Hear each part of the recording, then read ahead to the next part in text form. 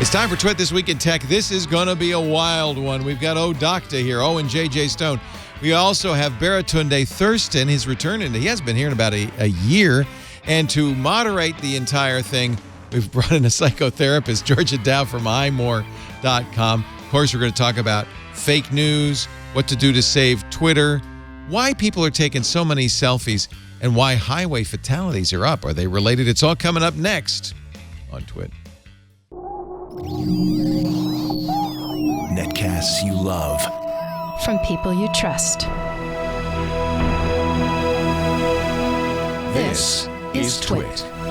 Bandwidth for This Week in Tech is provided by CacheFly at CacheFly.com.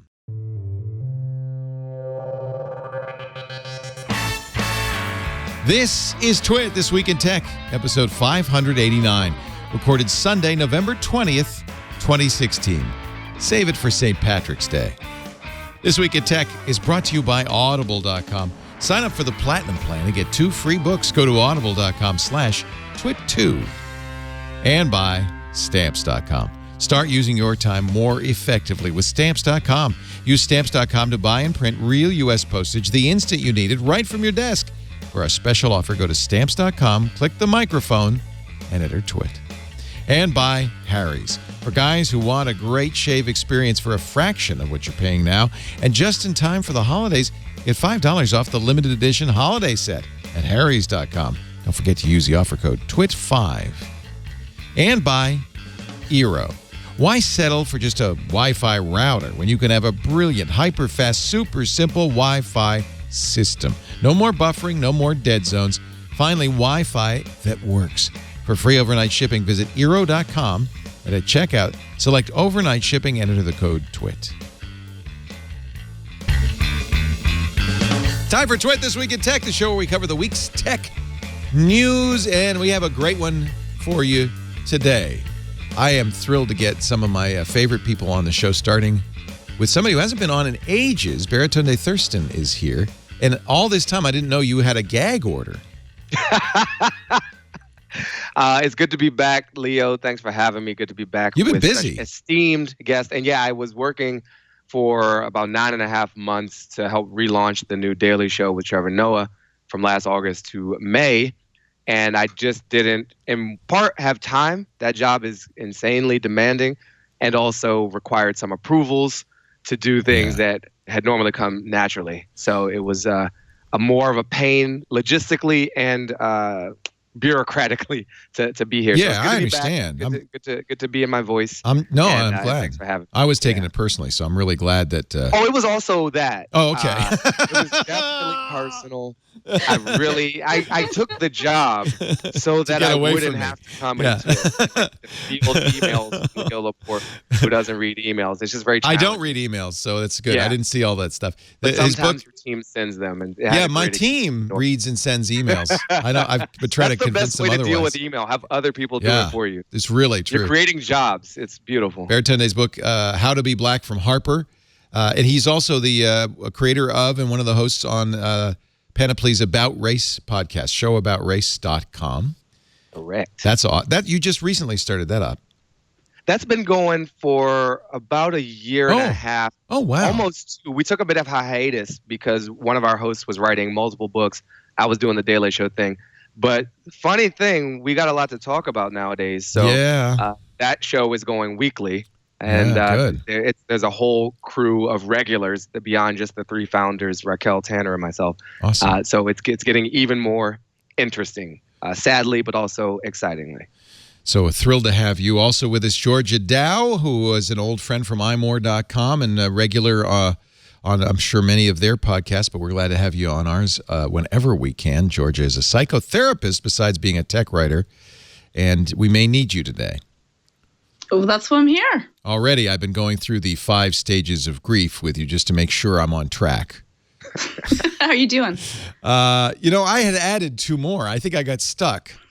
But I'm going to go back to bargaining and continue on from there, okay? If that's all right with you. Can we make a deal? We can make a deal. Also here, Owen J.J. Stone. We call him Doctor from IQMZ.com. Good to see you, my friend. The Eagles are losing. You're lucky that I love you. That I come here on these Sundays on my holy days in the winter and spend time with you. I can't even look at the TV. I got to pay attention to the show and talk about technology. That's the kind of grief I'm living in. That's what I need 5 stages of help from. Oh, that's nothing. I'm a Niners fan. That's nothing. That's nothing. I don't even have to check to see if the Niners are losing. You sure don't. No, you just get laugh. something happy the next day when they win. People get excited for you. Hey, they're catching up. Okay. And there we go. Actually, I'm not supposed to say anything because apparently somebody in their chat room has decided to tape the game and watch the show instead. So I won't. No spoilers. No sports. Wow. I will tell you what Westworld's all about, but nothing about the Niners. Ooh, love Westworld. Do you? I haven't watched it yet. It's my new distraction. Must happen.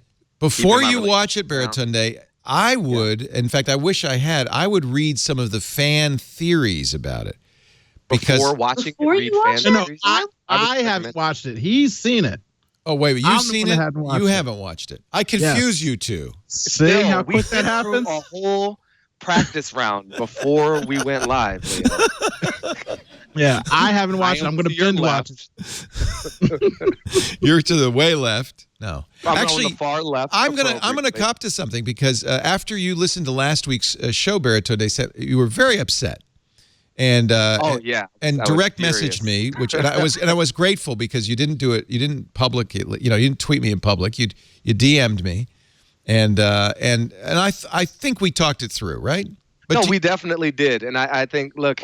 I'm trying to practice good citizenry in all forms, and that includes like if I disagree with someone, not going straight to the public, but actually like talking directly to the person. It's something that gentrifiers don't do. They call the cops instead of just talking to their neighbors about turning the music down. Right. So I didn't want to do that to you. Thank you. And I appreciate the back and forth that we had. And honestly, I feel a lot better. Look, the election's very hot topic. I specifically had messaged Leo for those who are like, why were you mad? Because I just thought he was cutting people off a bit much when they thought that Facebook and all had some responsibility. And as the show went on, that conversation did open up. Obviously, that topic has opened up even more this week.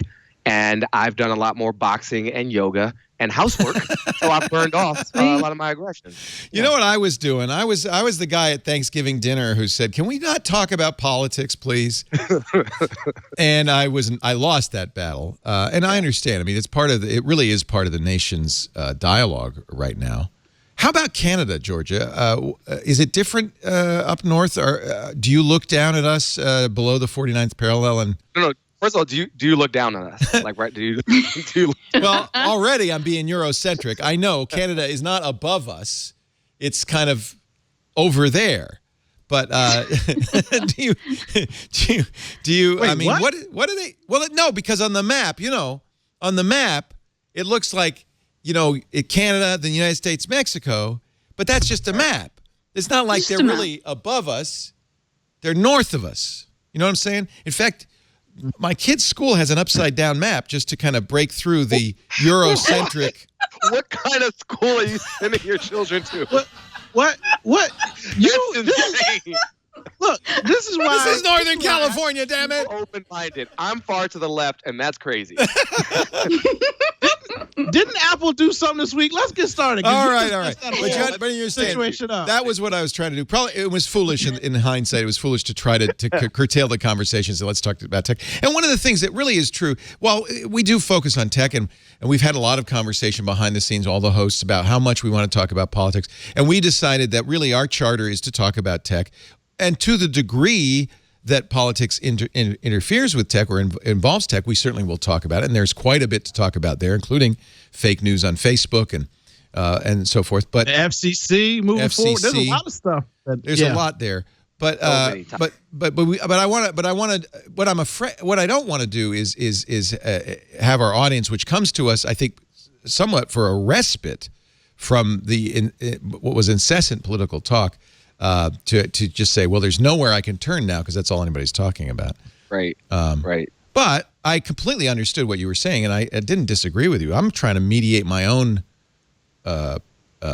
progressive tongue as much as anything. No, I think we're good, and I think look, if there's a tech angle to even what we're talking about now, for me, it's that we have the ability to message each other and actually have conversation, we often choose to heighten discord and tension for the sake of performing our disagreements, rather than honestly seeking to deal with them. Well, and Twitter facilitates that in ways that is highly, in my opinion, destructive. Many networks encourage it. Yeah, they if your message is not public, it can't be monetized. I have had horrible Twitter fights with people, lost friends on Twitter because of intemperate things I've said and probably would never have said in public, in person, but Twitter just kind of lends itself.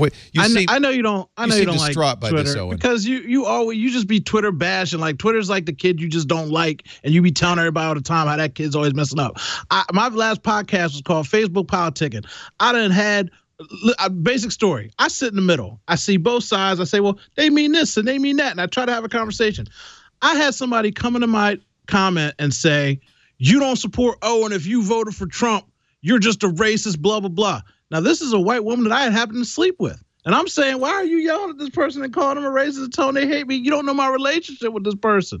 But people go insane in their mind when they pick their sides and they play their games. But Twitter, like Baratunde said, talking to each other. Twitter, these are people you know. Twitter facilitates this. Twitter's an imaginary person. But it facilitates you just don't pay attention to it. Well, I don't.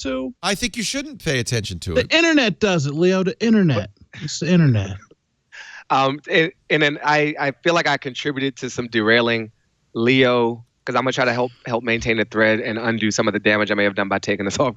You were asking Georgia how things were going up north, down north, us, but up north, side north in Canada. Yeah, the map says. I said Apple. Usually when I say Apple, he's like, Apple? Oh, I got a lot to say about Apple, buddy. I am pissed off about Apple. Let me tell you something. Tell me. We're going to get to that in a second. But Georgia?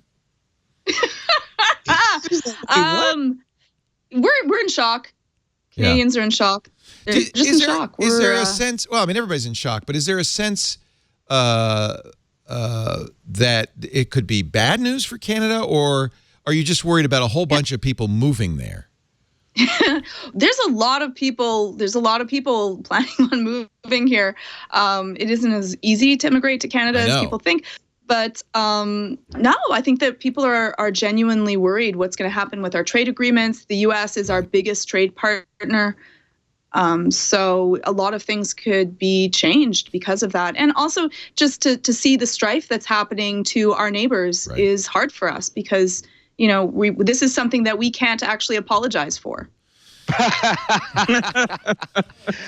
Perfect. I'm so glad we brought it back to Canada. That was the best. All right. Let's. I'll tell you what. Let's defer. Let's deflect it to England for a moment because they have now passed the Snoopers Charter. Theresa May, who is the current prime minister after Brexit in Great Britain, had proposed this years ago and has pushed it several times. Never been able to get it through Parliament. Now both houses of Parliament, the Commons and the Lords, have approved it. It awaits the Sovereign's approval, believe it or not. And once the Queen says, the Queen? Yes. Wow. Once the Queen says okay, which apparently is pro forma, I don't think she will weigh in on this. The actual name of it is the Investigatory Powers Act. It is according to, well, I'll read what Cory Doctorow says in Boing Boing.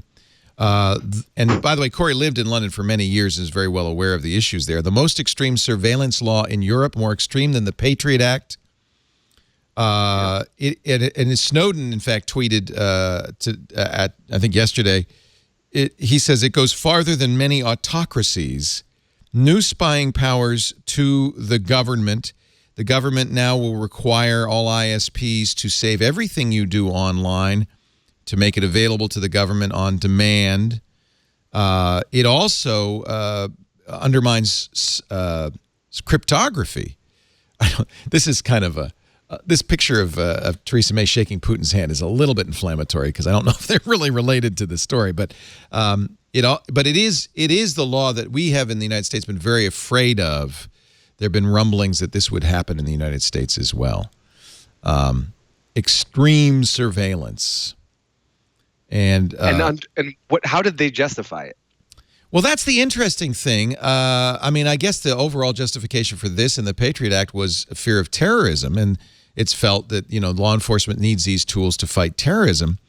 And I presume that that's the argument made in the UK, although I don't I don't see much of that.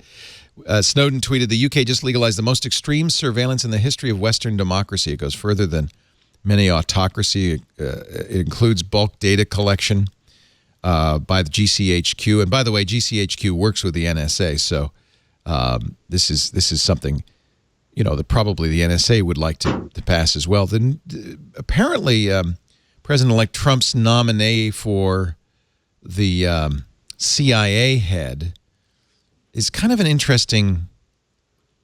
Again, we seem to have to read a lot of tea leaves when it comes to what Donald Trump wants to do. But Mike Pompeo, who is a member of Congress, he's on the Intelligence Committee, has both said he wants to increase mass surveillance. He has said he thinks using encryption is a red flag, and I use encryption whenever I can. But he also says he doesn't believe in backdoors in encryption. Okay, that's good. So it's an interesting mix, isn't it? Yeah. I mean, I feel like we've been here mix. before. Yeah. And we should all be taking care to erase things that we don't think shouldn't just exist in the hands of these companies who already have shown that they can't hold on to it with or without government orders, like Yahoo, Target. Name a company, they've lost your data. So we don't exactly need the government to come along and ask for it. They will probably be leaking it out a side door as we speak. And then using encryption tools, just good, healthy internet practice, like something I'm trying to be better about myself. But this seems like an obviously not good thing, like an obviously bad thing. Anybody want to argue in favor of a digital police state? If you're not doing anything wrong, you don't have anything to worry about. And you're saying that facetiously, I know, Owen. I don't think. No, I'm not. As a non-criminal entity, a person who's not somewhere in a basement in an undisclosed location, I have nothing to fear but fear itself. I love your background. I mean, you're just in a black room. He's in the dark. That's just so that people can't find out where he's located. Well, we should. And by the way, he'll never say that on the air, but we should point out that Owen has rarely been arrested when he's pulled over for driving while black. So that's good too, right? That's great. Yeah. That's great. Definitely. It works out in my favor. How many times this year? What is the current count? 24. I'm just going to let that sink in a little bit. 63 times in the last 3 years, and I've only gotten 16 tickets. So most of the time they pull me over, they realize that I'm a black guy named Owen, and they say, hey, and then they let me go. Really? Because it's the Owen? It's getting you off the hook? Oh, a cop pulled me over one time when I was in my hybrid, and he's like, Owen? And I'm like, yeah. Hybrid, huh? I'm like, yep. Not thugging and bugging in a Lexus with rims. Sorry. No, see, they're pulling you over because you are a curiosity. They're like, wait, that is a black man in a hybrid? Whatever could his name be? Owen? Oh, my God. They probably have a back channel where they just swap your picture amongst themselves. Like, I got him, too. You got to pull this guy over. He's a hoot. Yeah. Like, you're an attraction. I drove by a cop. I got a really loud radio. My radio's like 3,000 watts. I'll be bumping. I rode by a cop bumping Taylor Swift, and he pulled me over. I'm like, it's Taylor Swift. What's going on? It ain't Biggie. It ain't Jay-Z.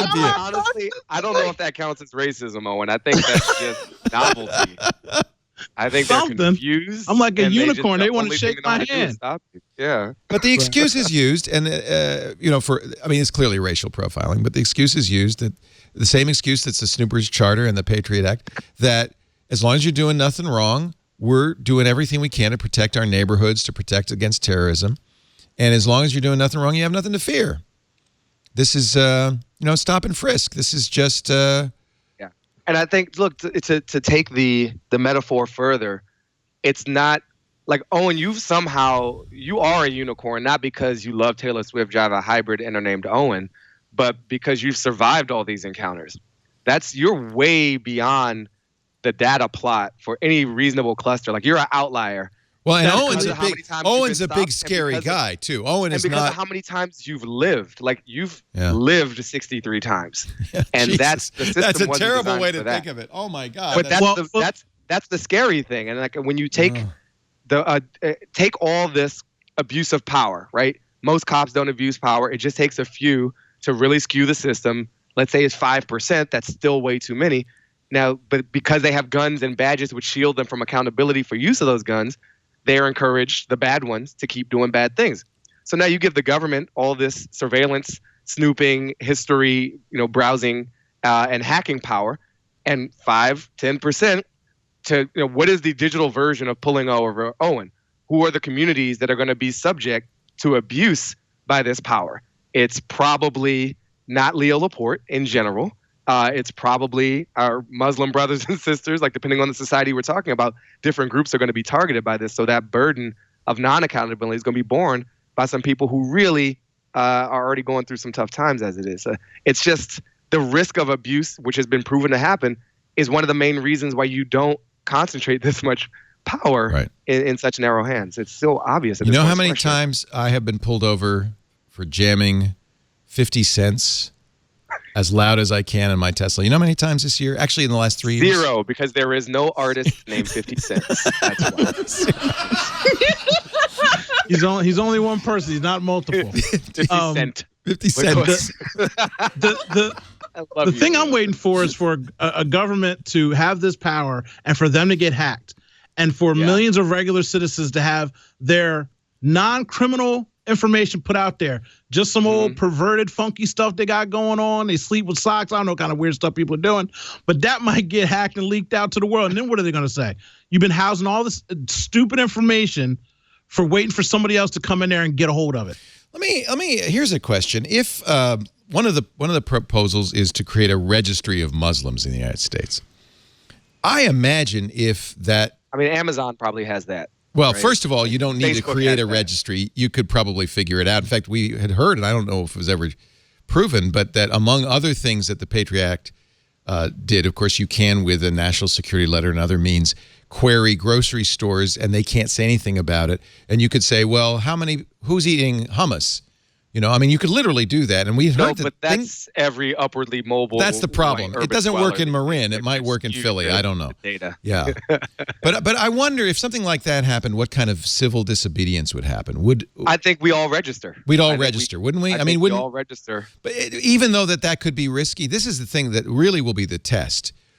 Would people like me step forward and register, even though that might be a risky thing to do? I mean, that's. Yeah, I've been talking so much. Let me let somebody else weigh in. Sorry. We're unfortunately, we become complacent way too easily. If it's not about us, if it doesn't directly affect us, rarely do people do something because that puts them in an eye and that makes them feel like they're going to be targeted. And so unfortunately, it takes things to become really bad before people decide, now I have to get up and fight because this is for all of us, right? Like if this can be done to one person, then it could eventually be done to you as well. But people only get upset when it's something that affects themselves or a loved one. And we're becoming more and more boxed in.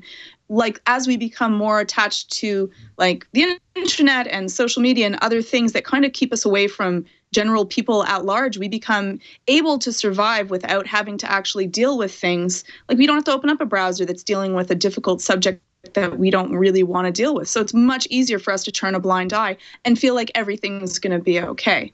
And when things get really bad, but it's becoming unfortunately worse and worse before people will actually take up a stand and say, this is something that I need to fight for. And that's a really dangerous area of social psychology, because we end up with that groupthink of like us and them. And that's really, really dangerous because in the end, it's all us. General, go ahead. In general, I'd say, Georgia, you are 1,000% right.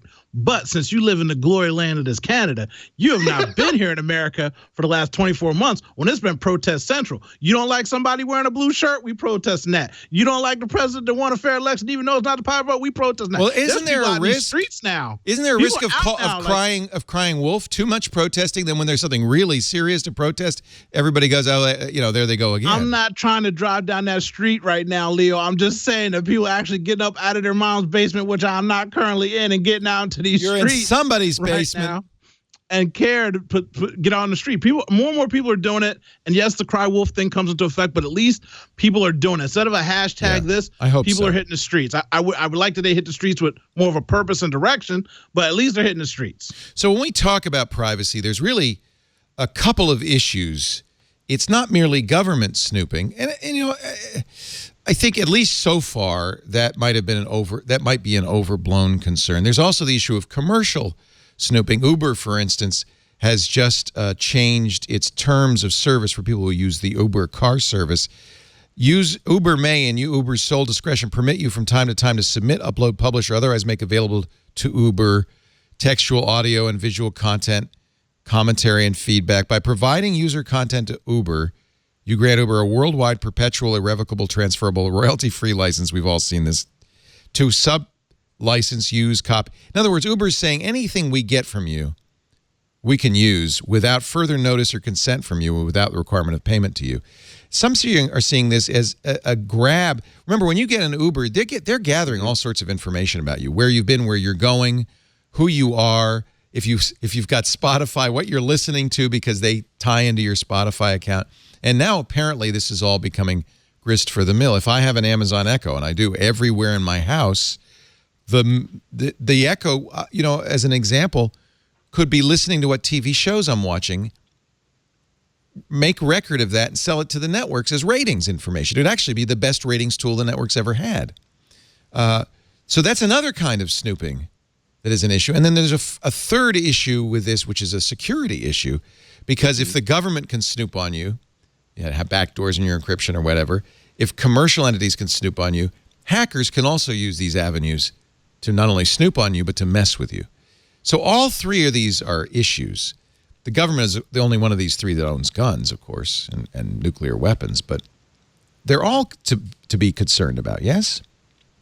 Absolutely. And I think we also, when we went digital, we stopped physically owning a lot of the production of our lives. Like if you took a picture before in the analog world, you developed that, you could develop it yourself. Or you could go to 1 Hour Photo and hope they didn't make copies. But that was yours to lose in a fire, to sell, to misplace in an attic and discover 50 years later and be really excited by it. But now so much of that we produce about ourselves, our location, our thoughts, our memos, our notes to self, are physically owned by someone else. And there's a land grab that's been made. Like you're not just a phone company customer, you're like a rich source of data and insights that's monetizable that you didn't really sign up for, not actively, right? It's this sort of retroactive, oh, by the way, we own your family and your children in perpetuity in all forms of media, in all modes of time and space and the intersection thereof. Right. And we have been late as citizens, much less consumers, but as citizens, to claim ourselves. And this is something, you mentioned the FCC earlier, Doctor, like Tom Wheeler released a recent policy, which is like with respect to the telcos, that data is ours, and you have to like check with us before you do all kinds of things. So what Uber is doing is sadly common because everybody's got the same lawyers, and they're all working with the same, generally behind the times, overwhelmed, and perhaps totally unaware user base that doesn't know what to do about this, even if made aware of it. Like, what are we supposed to do? And saying don't use stuff is just like saying just say no. Like these services have been made so integral and so addictive in our lives that saying not to use them is pretty meaningless for a significant portion of the population whose employers demand it, whose friend networks demand it, whose sense of self is so tied into it, it's like a perfect drug. So how do we fight it? What do we do? Well, first of all, we get that Facebook notice that we pass around that says, I hereby declare my Facebook contract says by posting this, I am not a Facebook. Yes, come on, right? You have to share it in multiple languages. That's what most people don't understand. Let's talk about fake news. Listen to my joke to how it rolls into that before you cut me off and let me finish my joke. Go ahead. That's the general way to do this, because the layman people that are not in your bubble or even my bubble, don't understand these things. But once the crowd gets to hear about, you just say, Uber's going to steal all your stuff. Uber's going to steal my stuff. Hey, man, you hear Uber's going to steal my stuff? Uber is stealing my stuff. Next thing you know, everybody doesn't really know what's going on, but at least they look and they check. Because when you sign up for Uber and you scroll through that 5-page thing and click OK because you're trying to get a ride home in the rain, you don't have time to read that. These people do a very good job of not informing their customer base about what they're doing. And usually what happens is, again, somebody gets screwed over and something bad happens, and then everybody will know about it. And then they have an uproar like with Facebook and taking people's pictures and things like that. So We just need to inform people better. There needs to be some law that puts in chunk form, simple bite form. Hey, we're using your stuff, and if you want to opt out, do it. If not, don't use our service, because it's all hidden away in those long form contracts that people don't know about. Well, I fully agree with you, Owen. But you know what? The other part of this is that we are fickle beasts. We're constantly sacrificing our future for the things that we want in the present. We don't think about the repercussions for our actions, and we are way too short-sighted and nepotistic to really care. And like what Orwell really didn't think about is that we're the ones sticking our cameras everywhere, installing them in our private rooms, carrying them wherever we go. And in the end, our biggest fear isn't that people are going to be watching us, but that people might not be.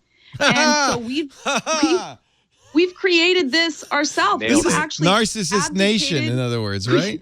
We've abdicated our own right to privacy. Oh my God! Don't make me get my full hat, because watch this.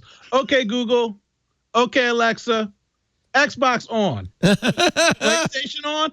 I'll be unplugging everything when I'm not using. Okay, Siri, you ain't listening to me about nothing. Yeah, but here you are on a podcast talking. Like, we are relatively public people. I don't have Alexa. Well, I couldn't anyways because I'm in Canada. But anyways, I wouldn't have it. I don't have Siri on. Nothing really is listening to me. But I'm on Twitter, and I hope to get more Twitter followers. And I do podcasts, and people know probably a lot more about me than I really know that they know. So like your I'm real part of the name problem too. But that's me putting out the best version of myself. That's the 6'2", 185 pounds. I've been working out all morning version of myself I put out. You ain't gonna get to just sneak in my house on my Alexa or my Google and find out what I'm over here doing, because you wouldn't want to know. But what I put forth on my own accord is my decision. How about this? Coca-Cola has just introduced the selfie bottle in Israel. It's a bottle with a camera that shows you taking a picture of yourself drinking a Coca-Cola. I don't know if they actually I cannot wait for the foul, disgusting things people are going to do with this bottle. This is going to get really interesting really fast. Whenever companies empower people to express themselves, it takes about 5 minutes for folks to get real nasty and real creative. What kind of adult videos you've been watching? You just went right to it. I'm just saying, people are going to put it on their dogs. People are going to, have all kinds of stuff with vehicles. It's going to get obviously pretty nasty too. I'm just saying, like, Coke, this is great and horrible at the same time. Yeah, it was devised by Geffen team for the Coca-Cola Summer Love campaign. It's an outdoor brand event in Israel. The selfies are taken when you tilt the bottle to 70 degrees and can be shared on Facebook, Snapchat, and Instagram. I'd love to be on Coca-Cola's team. They seem to be doing anything they want. Doesn't this seem like this should be a fake news story, and yet it's real? It's real, and it's playing like this is such a. So here's another way they could have spun this, right? Coca-Cola, instead of creating this one-way data flow from the customer back to Coca-Cola server so that they can monetize your image to get other people to create a relationship from themselves to other Coca-Cola servers, they could have created something that connected you to other Coca-Cola drinkers. They could have encouraged some level like community, find someone in your neighborhood. Like, I don't know, I'm being a little cheesy right now, but I think there's such a narrow imagination around how all these organizations and all these incentives are built, which is just like they're treating us like the natural resource that they're mining. And they'll discard us. We're not. That's the new way of business. Yeah, and it's so extractive and it's so lazy. Ultimately, this is pretty lazy. So I want them to like step up. If you're going to exploit me, like at least make it more interesting. But a selfie camera taped to the bottom of a Coke bottle is pretty low rent. Question, Uncle Leo. Yes, sir. Speaking of exploiting people and getting that money, don't we got to add read? You are so good. Owen J.J. Stone knows how to monetize. Got to get that paper, dog. Nobody's business. Ain't nobody getting them 50 cents. You don't read them ads. Owen, you're the real thing. No, you're the real thing. All right. I believe it. We will talk about an increase in selfie deaths just a bit. Thanks, Coca-Cola. Thanks. It's your fault. Oh, they're going to Coca-Cola. Someone's going to get sued. Oh, not me. Not me. I love Coca-Cola. I'll go to Coke prison for you guys. I'll do that for you. Lewis Black has a great routine about Coke and Pepsi, and like, what's the difference? And like, if you go to a restaurant, there's a difference. Yeah, I know. But if you go to a restaurant and you say, "I'll have a Coke," and they say, "No, we only have Pepsi," what do you storm out? You say, "No, well, I'm not eating here. I'm not having that. No, oh dear, that's not even. I'm just. Well, I'm glad you're brand loyal. You see, Coke. You see. Coke did try that "I'd like to teach the world to sing" thing. Remember, they did that touchy-feely, perfect harmony, and all that stuff. Money, Uncle Leo, money. My money or Coke's? Your money. My money. You gotta make it. You gotta read them ads. Don't worry, it's all trickled down. You're gonna get yours. I appreciate that. Yeah, this show is. I really do feel like a company that's well run would look long term and say, ultimately, our success requires a consumer base that has the money to spend and the interest to spend on our products. So focusing all the revenue into this company, isn't a good long-term strategy. But they don't seem to be thinking long-term. They seem to think quarter to quarter. They want to make the stock market happy, so they don't care. They don't care if nobody can afford brawny paper towels or quilted northern toilet paper in 20 years because they're going to make it now. And that's why I'm going to pause for this commercial break. This is an amazing thing. I was like, well, how is this related to Baratunde? It's so nice to have you. Baratunde.com, Baratunde.com. He's at Baratunde. Now that he's freed from the chains of Trevor Noah, he can join us and speak to us. Was it fun working there? It was crazy, I think. Yo, it was absolutely fun and absolutely crazy. Yeah. And at times absolutely unbearable. Like it's the most difficult job I've ever had, hands down. And I would do it all over again. Yeah. Also hands down. Were you doing social media for them? What were you doing? That is a vast subset of what I was doing. So I had this lofty title, which is supervisor and producer. Oh, wow. I created a department that had not existed there before. So we called it the expansion team, and it was all things digital, which included representing the show online and in social media. It also included helping the show create its on-air content in a way that was more digitally sound or relevant. And it included creating all original content that was not in any way connected content-wise to what was airing on television last night or the upcoming night. Was that forward-thinking of them, or is every show now on the network, at every network, doing that? I mean, to some degree, everybody's doing that. I'd like to think I had a more robust and comprehensive and probably insane, intense level of what I set the bar for that. But I can't imagine any show that's not dabbling in at least some of those areas. And everybody understands the value of being on social media. But it has to be organic. It has to be native. It can't feel like you're trying, it can't be obvious that the point of all this is to get more viewers, right? It has to be. No, and people have gotten way more sophisticated in terms of watch our show tonight at 9, 8, 7 Central, what have you, to extending for fiction and like scripted series, extending characters between seasons so that they live and continue to have drama and scenes play out on Tumblr or in YouTube micro series and things like that. So they recognize the power of these nonlinear formats to extend story. That's been pretty exciting to see.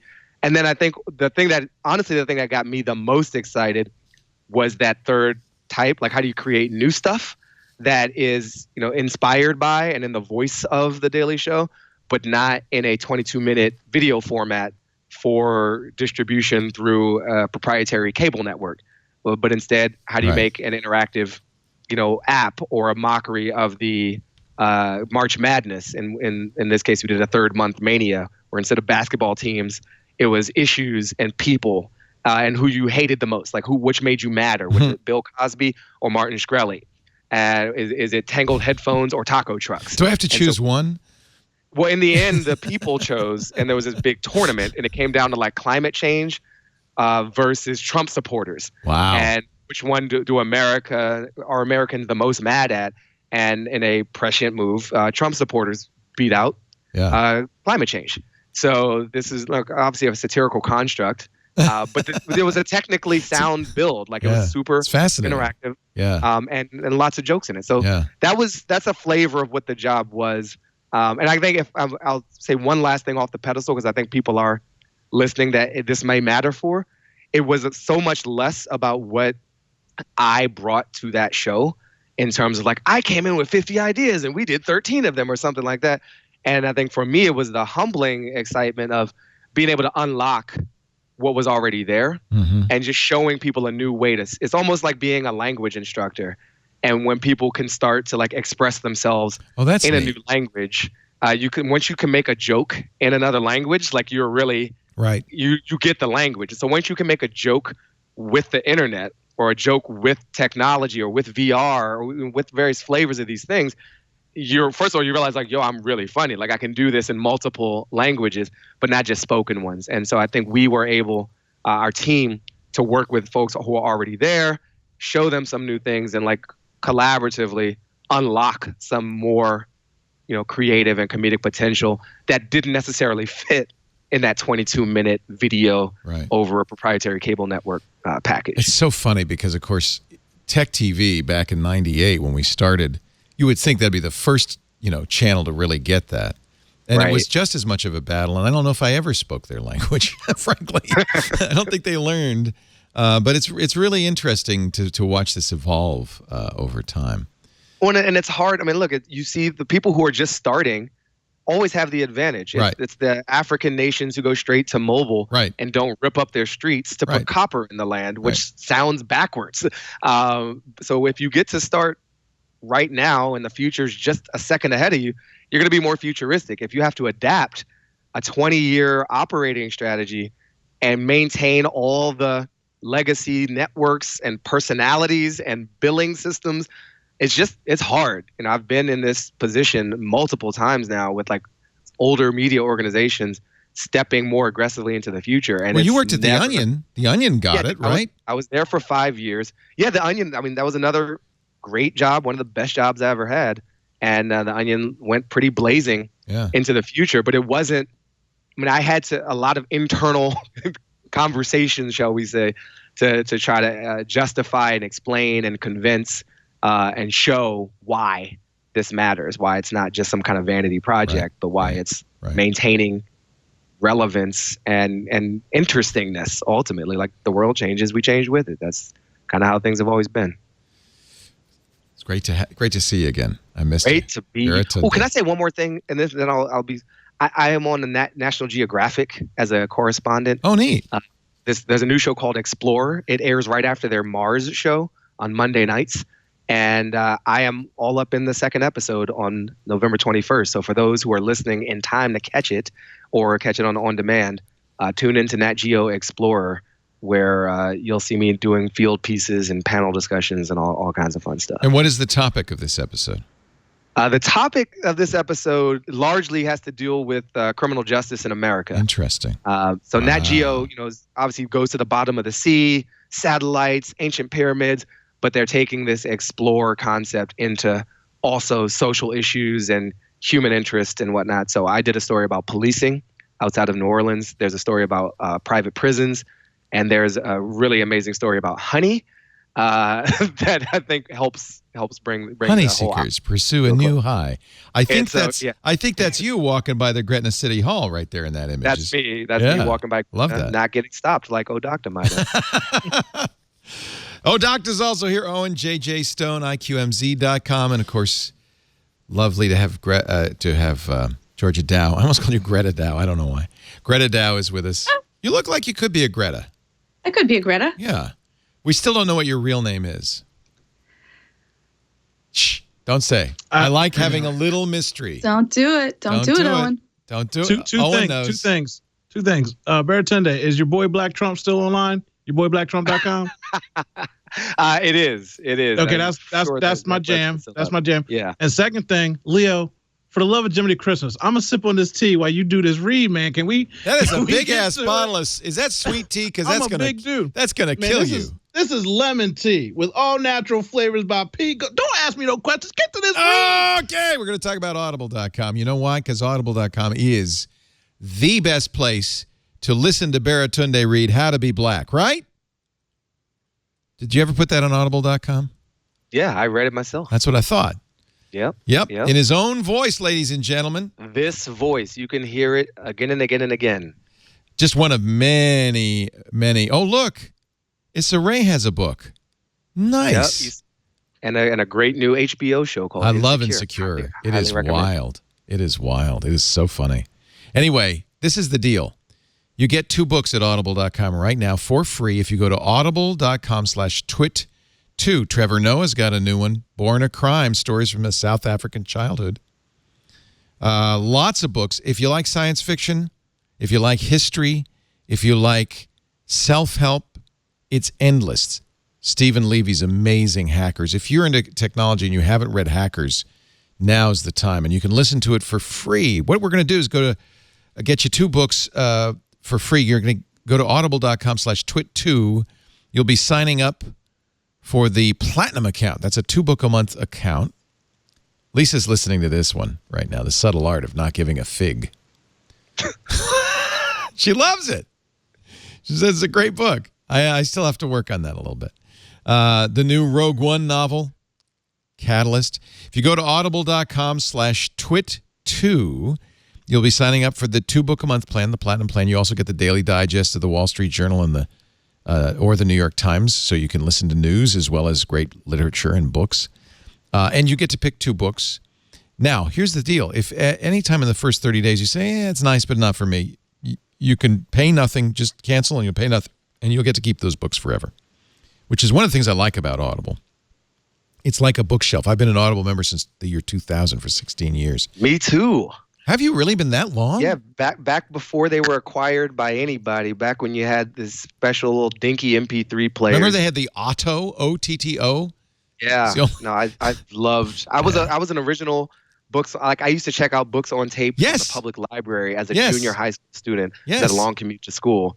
And auto reverse was a big deal. Yes. When the cassette would play the B-side without you have to take it out and flip it over. So I've been very committed to audio consumption of books, and Audible makes that addiction much easier to service. It was such a huge thing for me when I didn't have to send the cassettes back after 30 days because I would never finish a book. And it was, and so Audible, you get to keep it forever. So it was, and you could download it instantly. So very frequently I'll say, I got to read that, and I'll download it. And I've listened, and it's just, anyway, audible.com/twit2, 2 books for you. Pick 2 books. It's going to be hard. Here's Robert Scoble's book now, is now out on audible.com. I think he's got a new one coming. This is not the new one. His new one is coming, but it's not out yet. Tim Wu has a new one called The Attention Merchants, which is a highly recommended book. I got to read that. Yeah, he's really good. He wrote the Master Switch? Yeah. And this one is absolutely timely about the barrage of advertising, branding, sponsored social media, commercials, all attempting to harvest the one thing we've got to offer them, our attention. I see what you did there, Leo. In the middle of an ad, you plugged a book that's critical of ads. That's nice. Hey, stop it. So you're not supposed to call attention to that. I'm a little subversive sometimes, huh? Audible.com/twit2. This isn't an ad. This is a song of love to Audible. Really, seriously, to audible.com. And you might want to check out Paul Beatty's newest, The Sellout. All right, so there we go. Audible.com/twit2. 2 books await for free. We're talking about the week's tech news. We have, actually, it's in the other room, the new Apple MacBook. We did an interview yesterday on the new Screensavers with Kyle Wiens. He's at iFixit.com, and as you know, iFixit does teardowns of all of the new stuff whenever it comes out. They did a teardown on the new MacBook. It's kind of part of their mission, which is to kind of make repair manuals, tools, and parts available for everything. So one of the things they do when they do a teardown is they rate these things on how easily you can repair them. The new MacBook got a repair factor of 1, repairability of 1. On a scale of what? Out of 10. The lowest, I said, could you go lower? He said, well, I guess you could get a 0. But could you not, in fact, see that as the best, like it's number one. Maybe that's what they meant. That's what Tim Cook says. It's a beautiful thing, but in their haste to make thinner, lighter notebooks, what Apple's really done is make notebooks with that. It's not upgradable. You can't add It's RAM. a big iPhone. It's a big iPhone. It's exactly the model. Even down to the point where not only the battery is not removable, they're so heavily glued in. Kyle said it was almost impossible to get them out. We had infinite patience. That it's also, and this is the thing that really bugs me, not recyclable. He says, really? Yeah. He says, we hear from recyclers all the time who have fires from lithium-ion batteries. They're either left in by accident or we didn't find it. And when they grind it up, of course, as with any lithium-ion battery, it explodes and it bursts into flame. And it's a real problem for recyclers to the point where this is going in the landfill. This is not going to be recycled. Wait, so Apple, I remember years ago Apple getting heavily criticized for like burning down the earth and being bad citizens of the world.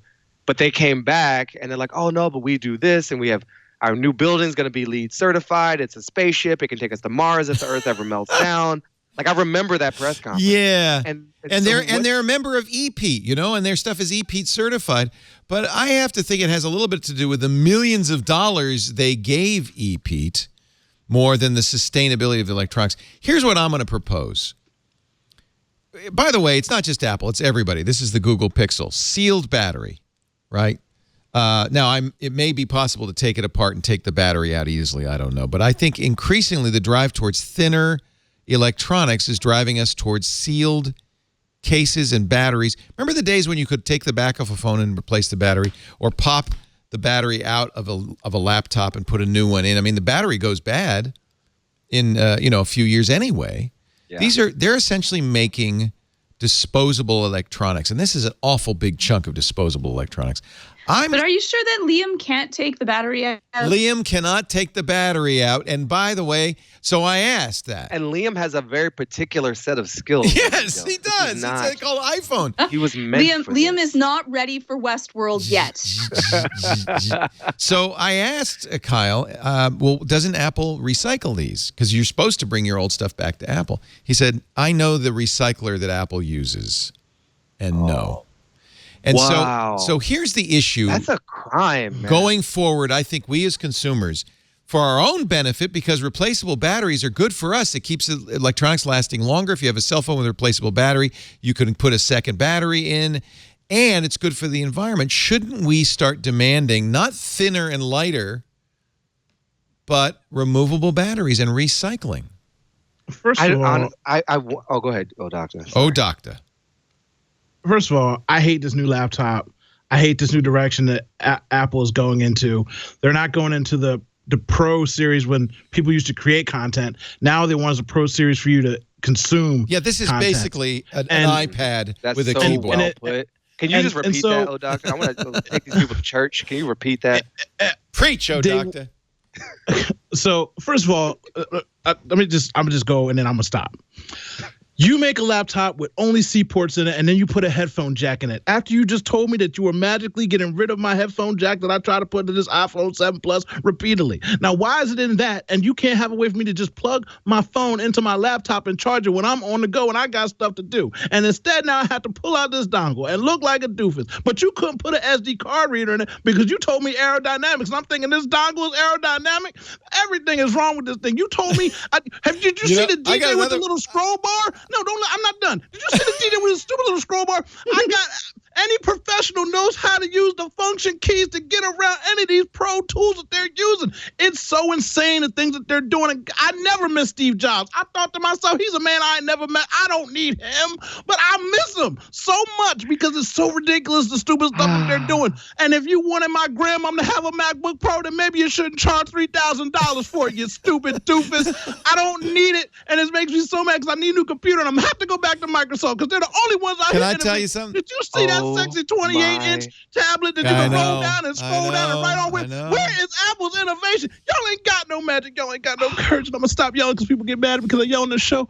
But I hate it so much. It makes me so sad. Can we just, please, Leo, don't just, we need a moment. We just need a moment of silence to appreciate the Bill Cosby mixed with Homer Simpson rant that we just heard. Oh my God. That was the most beautiful thing I've heard on this show in years. Oh, Doctor, I want to find you and hug you, but I know you're in a non-disclosed black site operated by the CIA. I'm to the city for you, so I kind of don't want to find you. That was amazing. Dude, it hurts my heart. I need to spend 3 G's on a laptop, and I can't bring myself to do it. I need one, and I can't do it right now because I'm so upset. And I don't want to go back to Microsoft. I dumped her a long time ago. But now she out here looking sexy. They'll put on a cute dress and lost 50 pounds. I so bad. So I have no words. I'm sorry. Georgia, what do you think about that? Well, Georgia writes for iMore, which is an Apple. I do, and I think Renee's watching the show, so I have to be really careful what I say if I still want to have a job after this. I'm not getting it. I'm not getting it. Yeah. I'm not getting it. I like my ports. I don't like doing the. It's really clear to me Apple has become a fashion brand, not a technology brand. And I like fashion. I like fashion. No, right. I can do fashion. And just like fashion, it's useless, but gorgeous. Yes, it's form, not function. Like, she's beautiful. Yes. She's beautiful, but she's got the power of a calculator. Real computers are ugly. This is a real computer. It's ugly. I would like they to can do put both. They can do both. They can be beautiful, and I can still have my ports. There is no reason you had to get rid of them. And then you give me the 3 mm. I'm absolutely with Owen on that. I like the touch bar. I want it to be a touch screen. And yeah, I look at Microsoft lustfully. It looked good. It looked really sexy. Ain't got a touch screen yet, and then they come out with a $300 book. I'm gonna take this fingernail polish and go into a store and just dump it all over. Oh God, don't do that. No, don't do that. No, come on now. You're lucky you're in your dark location now. They're going to sue me to get that money. A $300 coffee book with Apple stuff in it. There you go. How about that? A $300 book. Leo's ordered 2 of those books. I didn't buy that book. I did not buy that book. Here's what I think. You're getting 2 of them for the holidays. That's why. No. Here's what I think we might be missing with Apple. They take the removable battery away only so that in 3 years they can unveil we've invented brand new the first removable battery. And it's a what's going on, guys? The first removable battery. That's never before seen. No one's ever done. It's like when they introduced copy and paste to a modern computing platform known as the iPhone 6 months to 12 months after it was released. This is, I'm still stuck honestly on the wastefulness of it all, where they want you to throw this away, where you can't take it for repairs, where it's got to be, it's going to explode if you take it to a recycling They probably refurb most of them. The book is a different thing. The book is just, that's just for them to. They're selling their own advertising. $300. They're selling their own advertising, and people will buy it. There's the non-existent AirPods. I'm so happy I have a gift for Nate. He's hard to buy for, so. Yeah, Nate'll want this. One second. The thing we always have to remember, too, about recycling is, to be fair, Apple computers get the best shelf life known to man. You people have laptops for 3-4 years, still throw them up on eBay and get a G form, and they still roll. Like, I know this chick, she's still rocking with one of those old white MacBooks, and I'm like, is this thing from from 2005, and she still uses it. Right. And it runs. So Apple does make a better quality product that lasts longer than a disposable Windows machine. I'll give them that. At least the computers now that they're making supersized iPhones, I don't know if that's going to be true anymore. I mean, this is a weird shift, and it doesn't have the creative power like you said yourself. I'm honestly thinking, and this is not a commitment, but it is a public exploration. Like, I've been in this Apple ecosystem for a long time. I used to build my own PCs. I used to try to play with Linux on the side. And then I just got suckered because Apple made it easy. And I was like, I could do other things with my time. But I feel a loss of freedom and self. And I'm not trying to have that. So I'm really considering doing the PC thing just to diversify my interface. Yeah. Every once in a while, I'll switch my mail app, my calendar app, just to change the interface so I don't get too hooked on what somebody thinks I should see the world as. And Apple has gotten me deep into their world with Apple TV and iTunes and everything else. And this laptop, I'm probably not going to get it, but it's like another little symbol. Like, why would I give them everything? and at least spread pieces of me around. Like if you're going to exploit me, I'm going to make it as hard as I can and still, have a life that functions in the modern world. Here's Colbert. That's smart. That's smart. You play hard to get. This is the new Apple book. At Apple, we've always strived for innovation. There was the iBook, the MacBook, and now the most advanced book we've ever made, the Apple Book. It's 450 pages of high-resolution images of Apple products you probably already have in your basement. Using the latest and most innovative technology from 1440, we were able to take an experience that was instantly familiar and charge $300 for it. Its touch page technology allows you to simply swipe your finger on a page to turn it. We also wanted to make a completely intuitive experience. So the Apple Book's pages are sequential. 60 is followed by 61, which is followed by 62, followed by 63. Why is it Apple is so easily Plus, parodied it's now? Is that a revolutionary. sign of a company that is not? When you The take sign- yourself the too true- seriously, You you take ask yourself for too it, seriously. The isn't it? true sign is that audience thinks that book is fake. Right. The audience thinks that book is the joke, and it's real. It's not. It's real. I think they become a fashion company. I think somebody somewhere said, you know what, where the profits are is at the high end. We make high-end products because the PC is dying and we don't know what the hell to do with it. And who's going to make the stuff that the people consume? They're literally making consumption machines, Right. but people need It's to not their produce job. with them. It's not their job. Snapchat will make that, doctor. Yeah, The the glasses. You go get them. Go to Big Sur. It'll Can we happen talk about automatically. Snapchat? No, yeah, let's take a break, then we'll talk about Snapchat. How about that? Okay. That's Dr. Owen J.J. Stone. Love having you on the show and love the rants, my friend. What was Love it? you What was it, too. Baratunde? The Simpsons meet. I feel like there was a heavy Bill Cosby, but there was a little bit of Homer Simpson. There was a little why you little like there was that going on too. And then there was a get off my lawnness to it. There was like It's the so back beautiful. in my day. We used to have an Iceman with a carriage, with a carrot and chisel. And now the ice just comes out of my freezer magically. I don't trust this ice. Why can't I get ice the old-fashioned way? Like it was 80% on point, but there was like 13%. I'm like, I think you're probably wrong, but I'm going to go with you because I'm already. Yeah, when I in your make up church. stuff, it sounds good though, right? Yeah. No, I'm hard just numbers. singing Yeah, along yeah, with yeah, everybody that- else around me singing 83% along. and 92% of the stuff I say is 100% legit. Yeah. Yeah. Also, Such a pleasure. also here, the fabulous Georgia Dow. And her videos now, I bet, have you noticed a big increase in sales of the anxiety videos? They're going through the roof now, right? Unfortunately, yes. And I guess fortunately, yes. It's kind of a comment, isn't it? Yeah. So if Yeah. Georgia is besides being one of the nicest people in the world and a writer for iMore, is also a psychotherapist, and you and your partner have a website, anxiety-videos.com, where you can get lots of stuff to help you sleep better, help you relax, help you get rid of the anxiety. Anxiety is a problem in this modern age. Anxiety, yeah. We just did one on depression as well, especially at this time of year. There's a lot of seasonal affective disorder that's coming around. Yep. Or, post-election depression. Like, it's just, people are really shell-shocked for many different reasons. The holidays, family. It's a little bit of a rough time of year. You're lucky. What happened You on The guys, Walking Dead. Yeah. yeah. Right. It's true. Westworld. Yeah. There's stressful stuff You happening. guys are lucky in Canada. You had Thanksgiving in October. That was smart to have it before the U.S. election. Yes. We are going to have to suffer, all of us, through Thanksgiving. Some of us will be with loved ones who hate us. Did you see the 19 questions the New York Times suggested that you prepare for your Thanksgiving dialogue? 19 questions you should ask the people that you are sitting with to ask the loved ones for Thanksgiving. I think we should ask all those questions of the various bots that are available online and see how well they do with it. Did you see it, Georgia? Because No.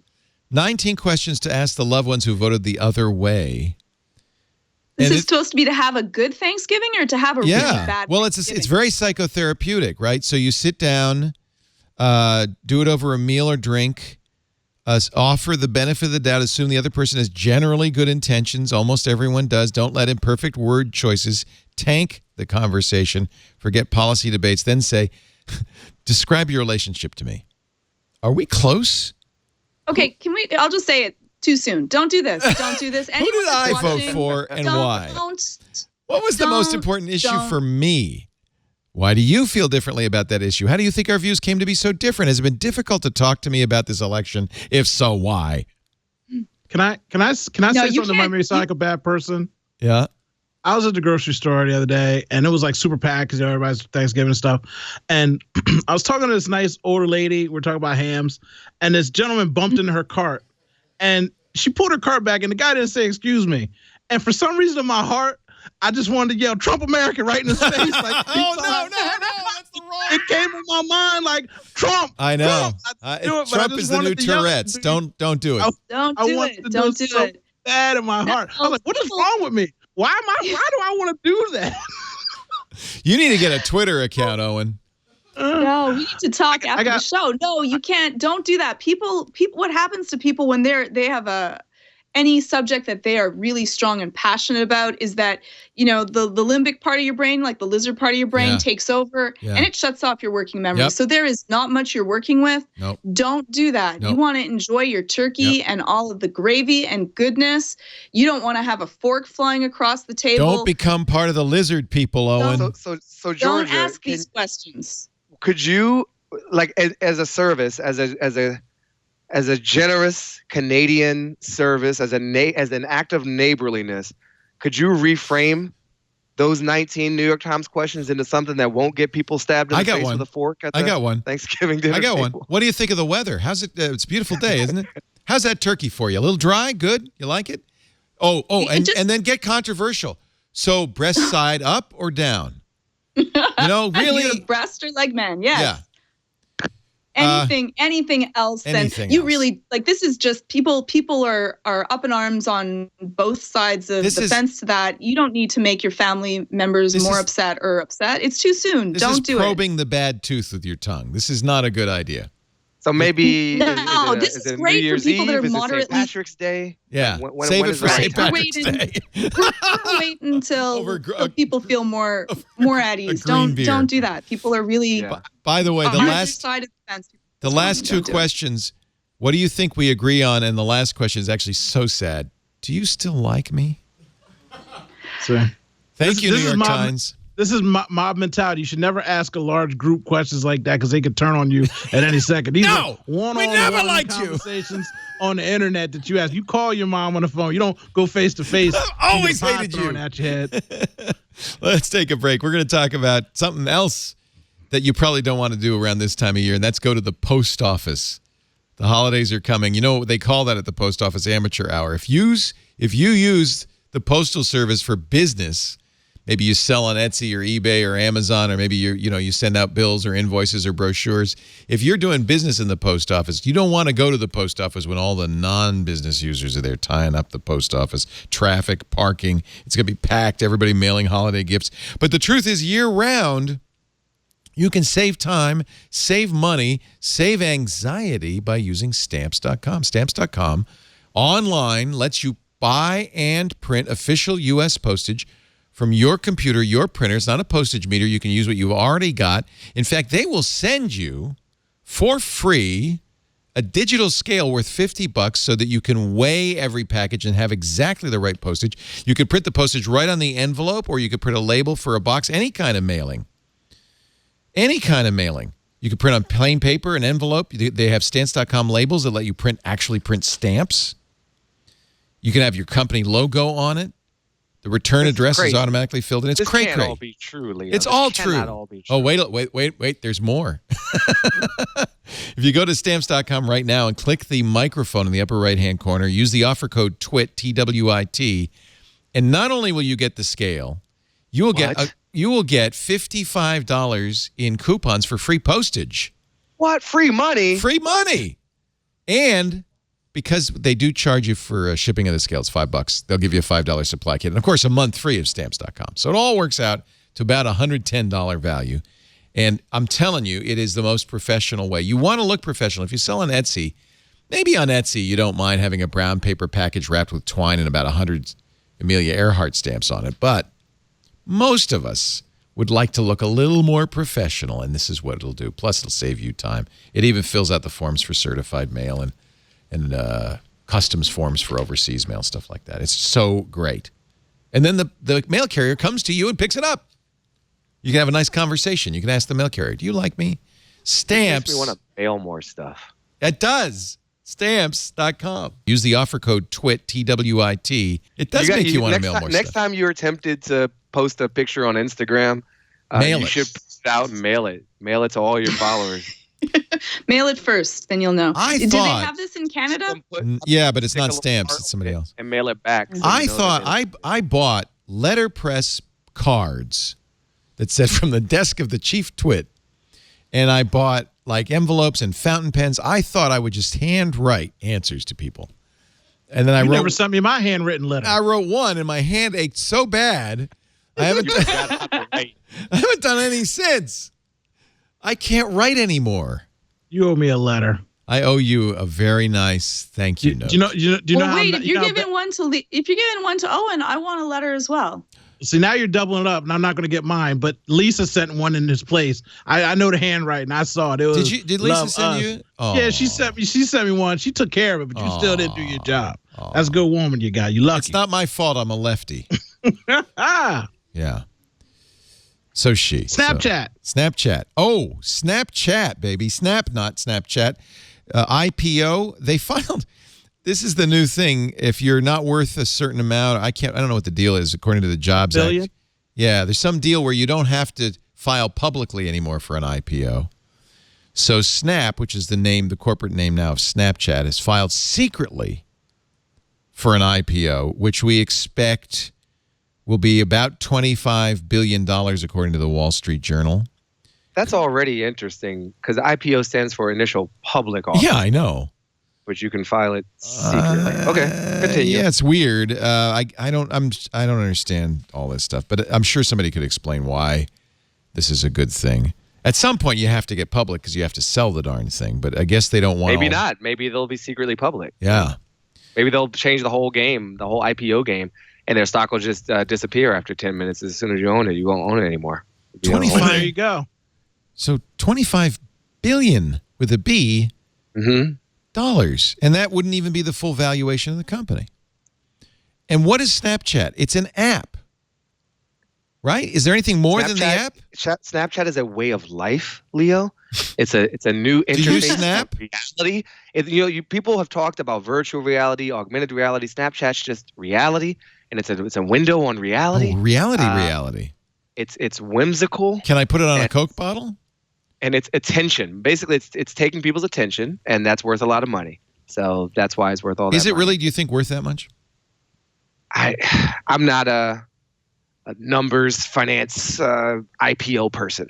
But I suppose so. I mean, look, if someone believes enough that they can get that money back by selling washing machines as filters or whatever's going to come next, golf clubs attached to your earlobes. Maybe that'll be the thing that really puts it over the top and makes it worthwhile. Whatever's grabbing these many minutes of people's time a day, people assume is worth something. Whether they can get that money back, we'll see. I'm not so sure. I don't know if they should be able to, honestly. But the size doesn't shock me given how obsessive the use is and just how fun the thing is. It's kind of like a game and a social environment. Oh, and do you snap? I have Snapchat. I look at other people's snaps. I do not snap. I want to see, Owen, if you've ever used a filter. I want some photos on Twitter. Look, I've used filters. Here's the thing. No Snapchat ain't worth this money. No Snapchat ain't never gonna make this money. They ain't never gonna get this money back. And the thing, I know, I understand the marketing because using Snapchat how to get, but I'm saying the demographic is like 13 and 19. What money do they got to buy the stuff that you trying to sell that you think you're gonna advertise to a 13-year-old that don't even cut grass because he's Snapchatting all day, ain't got no time to have no real job because he's a lazy millennial or whatever the generation is now, 13-year-old. Why are they gonna do so much money? Yes, there's a lot of people looking at it, but they ain't gonna make this money back. They ain't gonna make no money. Ain't gonna make no money. They're selling those spectacles are like they're not even selling them. they're Where's Waldo in them. They're sticking them out in the forest. You go get 15 of them. People tweet about it and act like it's a big deal. Well, that's good marketing. That's brilliant, right? Oh, it's great marketing. That part of it, amazing. Here it is. And great. Here it is this is the Blue Whale of Catoosa, which is one of the attractions on Route 66. No, I know, isn't that's kind of, maybe that's a little backhanded snap at Twitter. It's apparently an attraction on Route 66 in Oklahoma, the Blue Whale of Catoosa. And that next to it, that thing with the balloons is the vending machine for spectacles. So what you got to do is you got to follow Spectacles on Twitter and wait for something like this. And then you go, oh, and you run. This was 5 a.m. on the 15th, a couple of days ago. And you run to the Blue Whale of Catoosa. It's like Pokemon Go with real stuff. Yeah. I can see how they might make money. I think you're right, Baratunde. They could make money, but the filters, right? Well, not just the filters. They're like a TV network. And so they can insert video ads into that stream. I mean, it's very traditional. Did your daily show strategy involve Snapchat? It did. My personal strategy involves Snapatunde. That's my name. Oh, I follow Snapatunde. I'm trying to be. You did. Be that. You were doing stories for a while. Do you still do those? I haven't done a story in about a week. I don't know. Something happened a week ago that distracted me. I can't quite remember what it was. So that's when you got to do stories, man. But yeah, I'll be back on it, especially with my travels. I've done a lot of Snap stories. But George, I feel like I cut you off. Were you about to say something about the Snapster? No, I was just saying I like the filters. I'm not on Snapchat. I just use the filters and then I screenshot the picture of me with the filter. Right. That's all I use it for. It's horrible. I'm like the opposite of Owen. I'm like emojiing and like having all the pictures with the filters, and I do that. There might be a butterfly around my head picture somewhere. I'll DM it to you. I ain't gonna put it out there in the world. There may or may not be me sipping on a Mai Tai somewhere on a fake beach. But I understand Snapchat because people in the chat are yelling at me. I understand the power of it. I understand the uses of it. I just think the inflation and the hype on this product is not worth the money that they're trying to get when they go public. Regular suckers that don't know anything about anything are going to go dump their money in. These investors get their money back, and then they don't. And that's the case. Yeah, they're saying it's worth this many billion, so that when it comes down to like 900 million, you're like, this is a deal. Let's jump in. Yeah. But the thing is, everybody lives in kind of, it's got this kind of almost casino mentality, or lottery ticket mentality. Well, if I can just get that big score, and no one knows what the next big thing's going to be. It's probably, I got to be honest, it's probably not going to be Snapchat or Uber. You have to have a product. You have to have a product. And Uber, at least Uber has something that they sell to people. If Snapchat was already selling these filters and making They sell the filters. Like they have filters, Warcraft filters and filters for movies. And I don't know how much money they're making. They're a private secret open IPO. I don't know that they're making money. I don't know that right now. So in my mind, they're not making any money. I doubt they're making money. I doubt they're making money. Uber, at least Uber's got a plan. Hey, we build our back so people, we run out the taxi industry, then we dump all those people in the street and buy autonomous cars and rake in the cash. At least I get that. Uber's plan is to exploit everybody as fast as possible. Exactly. That makes money. I'd put money in that. Like I said, I put money in Tesla because they make things. But all these fake. Look at these Twitter stocks now. How's Twitter working out for you? Anybody rich yet? You can't do this on Twitter. Are you snapping? You don't right have now, my over-the-shoulder shot, do you? Man, this is really great for the listeners. All they have to do is imagine me doing some filters on Snapchat. He's got dog snap. I saw. I was at a conference about a week ago, and I saw someone walking around with a crown of flowers on her head. Like this? And I was like, oh my God, Snapchat filters are in real life now. This is IRL Snapchat. And I was braced to see someone with a dog tongue. Like, You've never been to a hippie convention? That's like from the 60s, Barrett. It was a spitting image. No, it wasn't from hippie. Snapchat invented the flower crown, Owen. I don't know where you've learned your history, okay? But Snapchat started it, and everybody's trying to be like Snapchat. That's how this works. I don't see any sponsors. I'm looking for sponsored ones on here right now. I'm just waiting for InstaSnap to start giving me some filters. Then I'll be happy. I'm all grammed out. I'm on the gram. But Baratunde, when you did your stories, you didn't use these filters. You just you took videos and pictures, and you do a little text illustration. I use the filters sometimes more for effect, but not so much with the crowns and things on my own face. I wasn't doing funny voices and like animal faces and things like that. I much preferred to just put weird things next to each other or try to tell an actual story. I do ride-alongs and point of view. Most of the time, the camera's not actually on my face; it's on the world because I happen to think the world is still interesting. Yeah. And so I try to share my view of it rather than just people can just look at my profile picture and see my face. So I think I would show them what I'm actually seeing, often more interesting. That's when I knew Hillary Clinton was going to lose. Actually, is when I saw the. And I wish I told people because I forgot to tell people. I could have warned you. Way to be helpful. When did you know? She was at a rally and was standing there kind of forlornly, I thought, waving at people. Here's the picture. And nobody is looking at her. Every single person has their back to her, taking a selfie of them in front of her. That's when I thought this country does not deserve. It's over. It's just over. What's up, Georgia? I was just wondering. You were just talking about like that. The society has lost. Yes, and everyone's taking. Yes. They're so busy taking a picture that they're not actually. Yes, the election has nothing to do with a candidate or anything. And, of course, The Guardian, I love this, Jonathan Jones says, those taking selfies with Hillary aren't narcissists, but our best hope. That's when I knew. This is our best hope? Both. I don't know. Tell me, what does this tell you about humanity? Leo, this is the age of the memes. And the meme king won the presidency. The president-elect is the meme king, and that is what we want. We don't want facts. We don't want truth. I'm thrilled memes. to see him tweeting again because life is so much more interesting with an unfiltered President-elect Donald J. Trump. I just can't. You've become inarticulate, Owen. Yeah, I was about to curse because I just get so mad about the first thing I said after he won and he gave his little punk speech and he was congratulatory. I said, you know what? Just don't tweet anymore. Whatever else you got to do, stop tweeting. And he stopped for a while. I was like, oh, he heard me. He saw my tweet.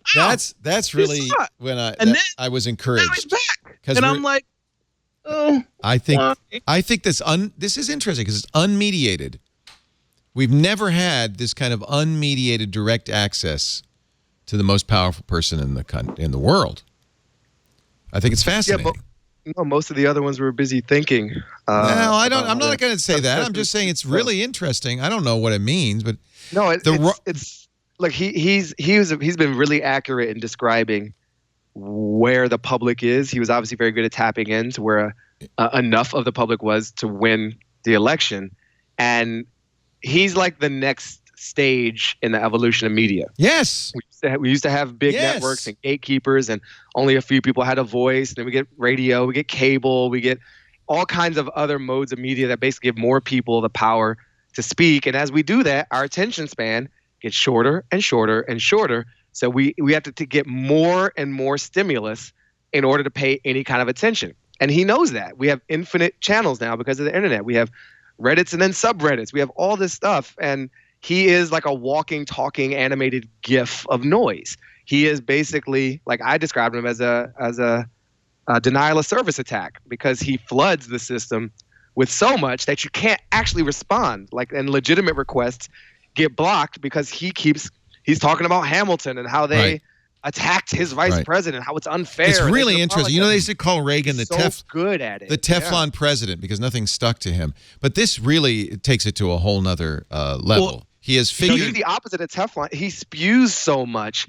that you actually don't know what he's saying, and you can't dodge. Should I dodge this one? Should I react to this one? Is this legitimate? And I should engage with this idea, or is this just to shift my attention away from the Trump University lawsuit? I think a lot of Trump voters love this, that it's driving people crazy, right? They love that's what our media primed us for. It's bad journalism because the fact that this man can subvert bad news about himself with a tweet or two about a safe space when he spent 2 years telling everybody that America was punks is magical and powerful in itself. That journalism just isn't doing their job. No, I don't think so. I think they're trying really hard. I don't think it matters. They're literally. I don't think it matters. They're literally doing their jobs, Owen. Because the media business rewards the clicks and these clickbait. I think there is a larger interesting story beyond just this, which is that because we live in a 24-hour news cycle and the rise of the news channels, there is a constant inundation of bad news and crisis news. It's in their interest to do that, right? To continually do that. I have to tell my mom, who's 83, she watches CNN. I have to say, stop it. Because what you see, for her, everything is burning down all the time. Yeah. Because that's all, of course, that's all it shows. We've tried good news. Nobody wants good news. So this is just, we live in a media environment, and this is why I hate Twitter, because I think Twitter's, kind of the epitome of this, of just this constant barrage of factoids. The whole fake news thing to me is a meaningless argument. Because fake news wouldn't work if people didn't want to believe it and didn't want to spread it. We live in an environment where there is no truth because it's not just Mr. Trump, it's everybody's spewing all the time, and that's the environment we live in.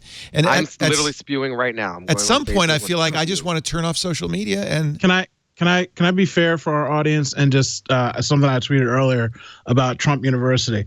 To be honest, Trump U was not a scam.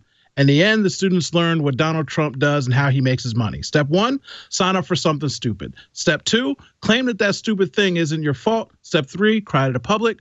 4, sue the stupid thing that you agreed to do. Step 5, get paid 20 times your original investment. Step 6, start your own stupid business with that cash you got. Step 7, fail at that too. Trump University is legit and viable. Well, they learned something from Mr. Trump. And by the way, that's what every one of these there are millions of these, right? How to get rich quick schemes where you go to a seminar and almost invariably the scheme is create a get rich scheme and have people come to a seminar and pay you a lot of money for a book. Yeah, it's the opposite of pay it forward. It's like stealing. Pay it backwards. The rise in selfie deaths. Back to Selfie Nation. This is from BBC's Newsbeat. The number of people who die each year taking a selfie is on the rise. Wait, are those women dead in that picture? Yeah, I think I'm sure stock photography. About to die? I hope they're not dead. But notice they are on a cliff and perilously close to the edge. In 2014, 15 folks died taking selfies. Last year, 39. This year, 70. In the first 8 months, 73 people died taking selfies. Honestly, I would expect that number to be much that doesn't sound like that many, really. I think that probably more people have died wearing flip-flops than taking selfies. It's more people than had Note 7s explode. Bread, I'm sure. More people than died from marijuana, and that's illegal in half the country. So a team of researchers has decided to create an app to warn people when they're doing something stupid that could kill you. In India, there are more selfie deaths related to trains because, according to these researchers, there's a belief that posing on or next to train tracks with your best friend is romantic and a sign of never-ending friendship. Bad idea. Wow. In the U.S. and Russia, a high proportion of deaths due to, what else? Weapons. I thought you were going to say driving. Oh, by the way, for the first time in years, the highway death toll is rising dramatically because of distracted drivers. And some people blame Snapchat. There was a Snapchat filter that showed how fast you were going. And at least they believe some teenagers died because moments before they got in a horrific fatal crash, they were Snapchatting 115 miles an hour with pictures of them. I'm going 115, Ma!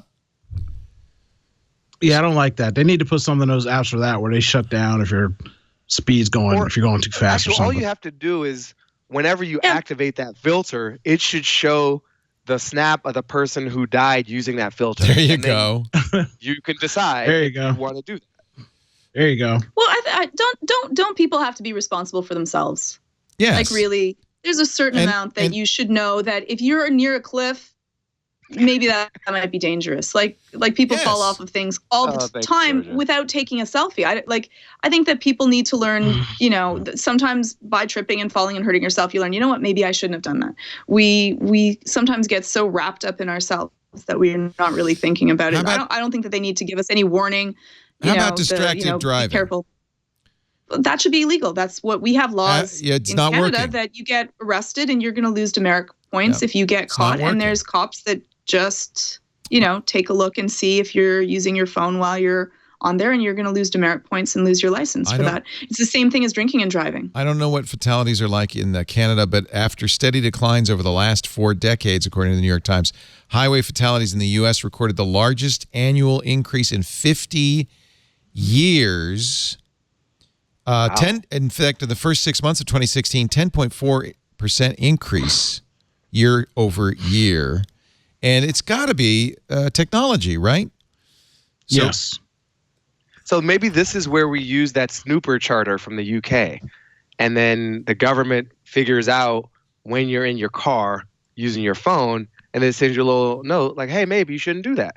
Or you get auto-arrested, and it's for your own safety. So they're protecting you not from terrorism, but from your stupid self.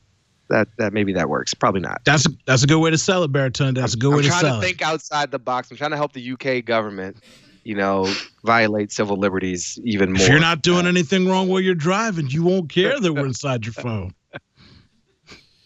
Yeah, God, that's that 10% jump. What happened in the 1 year, though? That's what's shocking me. I don't think it's just things like Snapchat. I think it's also that we've got now big consoles in our car, and we're fiddling with those because there's all this stuff going on. Smart cars. We don't all have Teslas, Leo. We don't all have Teslas. We're addicted to our technology. We can't stop. We think that we're going to miss out on that great tweet on Owen with the filter of the flowers on his head, and we don't want to miss out on that.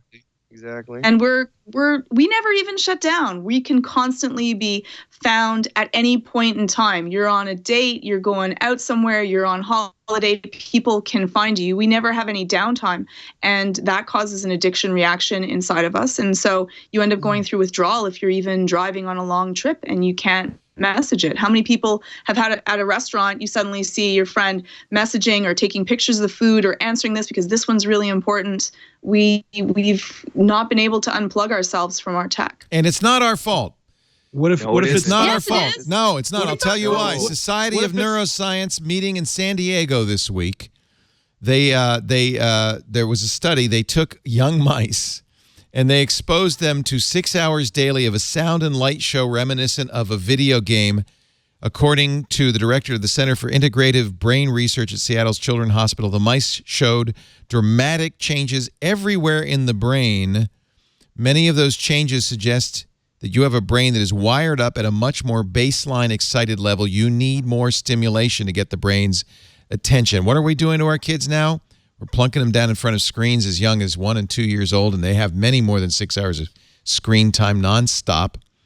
Now, the debate at this event was, well, the benefits may outweigh the negative sides to this. An evolutionary neurobiologist from UC Davis said, a less sensitive brain might thrive in a world where I'm overstimulated. Where overstimulation is a common problem. The American Academy of Pediatrics relaxed its long-standing recommendation against any screen time for kids under 2. Now, it's just mice. But we already know that, look, you don't hire psychologists, anthropologists, ethnographers, applied mathematicians, and other forms of mental manipulation artists for your various startups because you're trying to support science. Right? You do that. Let's gamify everything. Not for like some general grid. You're not a university here. You're not trying to educate the public. You're trying to maximize shareholder value. And so the thing that these companies are doing, and Tristan Harris, this is my public service announcement, here's my plug for somebody not named Baratunde. Everybody check out timewellspent.io. And he is a former product philosopher at Google. He's worked in the tech industry. He's worked in UX. And he's made the case that this black mirror in our hands is a slot machine. And it is the most advanced slot machine ever invented. It hacks into it, pushes all the low-level buttons, and we don't actually control it. We are small, little, tiny specks against the great onslaught of trillions of dollars of investment in breaking down our willpower. And so we're encouraged, all the default settings, to share more, to open more, to feel socially obligated, to follow people back, to add more friends on something called LinkedIn for some reason. So I don't think it's as simple as we can stop and just take personal responsibility, because there's this collective irresponsible action happening with the backing of trillions of dollars that's financially very lucrative for them to win. And us standing alone against that is futile. Like, we need some way smarter systems on our side to help sway the balance a little bit. This is a good resource. Thank you. Yeah. But that's never going to happen, right? Like, that's never going to happen. It's not the way that our economies work, unfortunately. We have to know and understand what we let our kids, it starts off with them, consume. So I deal in technology all day. Like, I have every single video game system under the sun, but my kids don't get to play but for maybe an hour or two a week of video games and TV, because I know what happens to their brains. Like, I just see it in my sessions all the time. You look, your kid looks like they're really calm, but their brain waves are flying. And after that, you get better at whatever you do. You are constantly, every moment of every second of every day, whatever you are doing, you are you're firing neurons together that will wire together to get better at whatever that activity is. So if you're consuming a lot of fast-paced media, you're going to get better at consuming fast-paced media. But then without that media, exactly as you said, Baratunde, is that, you end up going through that withdrawal effect because of that, because no longer are you hooked up to something that you have gotten used to. And so we need to talk about it as the first thing, so that people understand, because they don't know how addicted they are until they end up going somewhere where they don't have any signal, or they lose battery power, and they feel that feeling of, oh my goodness, I feel like I've been disconnected from the world, and I no longer feel as comfortable as I did before. So I think that, yeah, we are a certain amount responsible. And yes, companies definitely are spending a lot of money paying people in my field in order to make our levels of addiction even greater, so that you'll buy more products.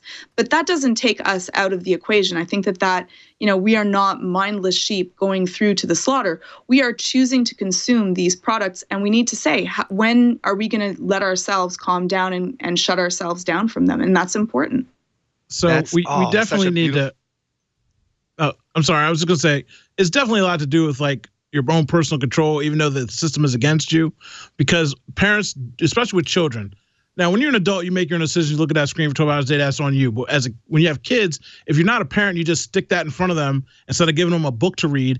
That's on you. Like my daughter, she's got the phone, got the tablet, all that stuff. But in the car, she's not allowed to play on her tablet. She has to read books. And when we get home, she has to read for an hour before she can get on the thing. But she's watching this one show. It's called Pat and Jen. She doesn't want to watch any TV shows. All she wants to do is watch Pat and Jen. And I'm like, what is this Pat and Jen? I turn around, I look at it. I'm like, okay, it's something stupid. I went to her room when she was sleeping because she was talking in her sleep. Now, she's never cussed in her life. I never heard her cuss.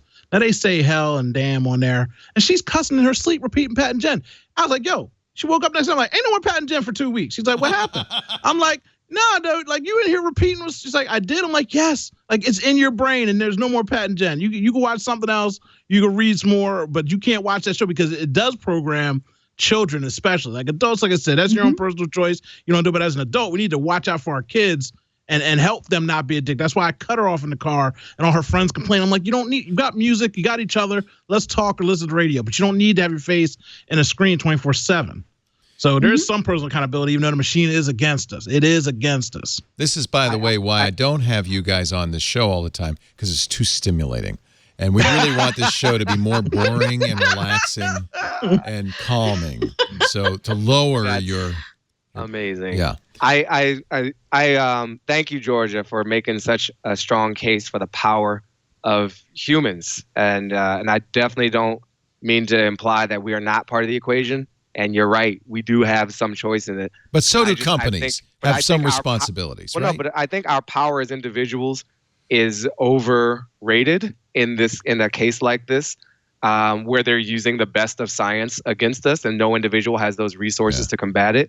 But I also think it's a little too defeatist to say we can't do anything about it beyond individual action. And that's like some of the greatest changes in the history of the world is when we've come together and said, that's not acceptable. We don't have children working in labor camps for the most part anymore, even though that was normal. Like the economy was powered by it, but it no longer is because we kind of drew some line, and it wasn't just the goodwill of people. It was like a lot of sticking together from folks who had something to lose and others who felt like allied with it.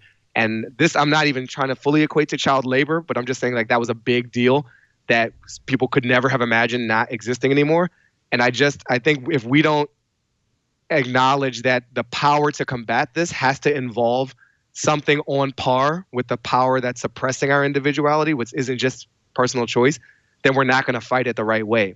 And so at a minimum, just like you have people trying to get unaddicted to cigarettes and they use nicotine patches and there's programs, like if that's just for cigarettes, which is relatively minor compared to all the mind hacking going on in your Instagram feed alone.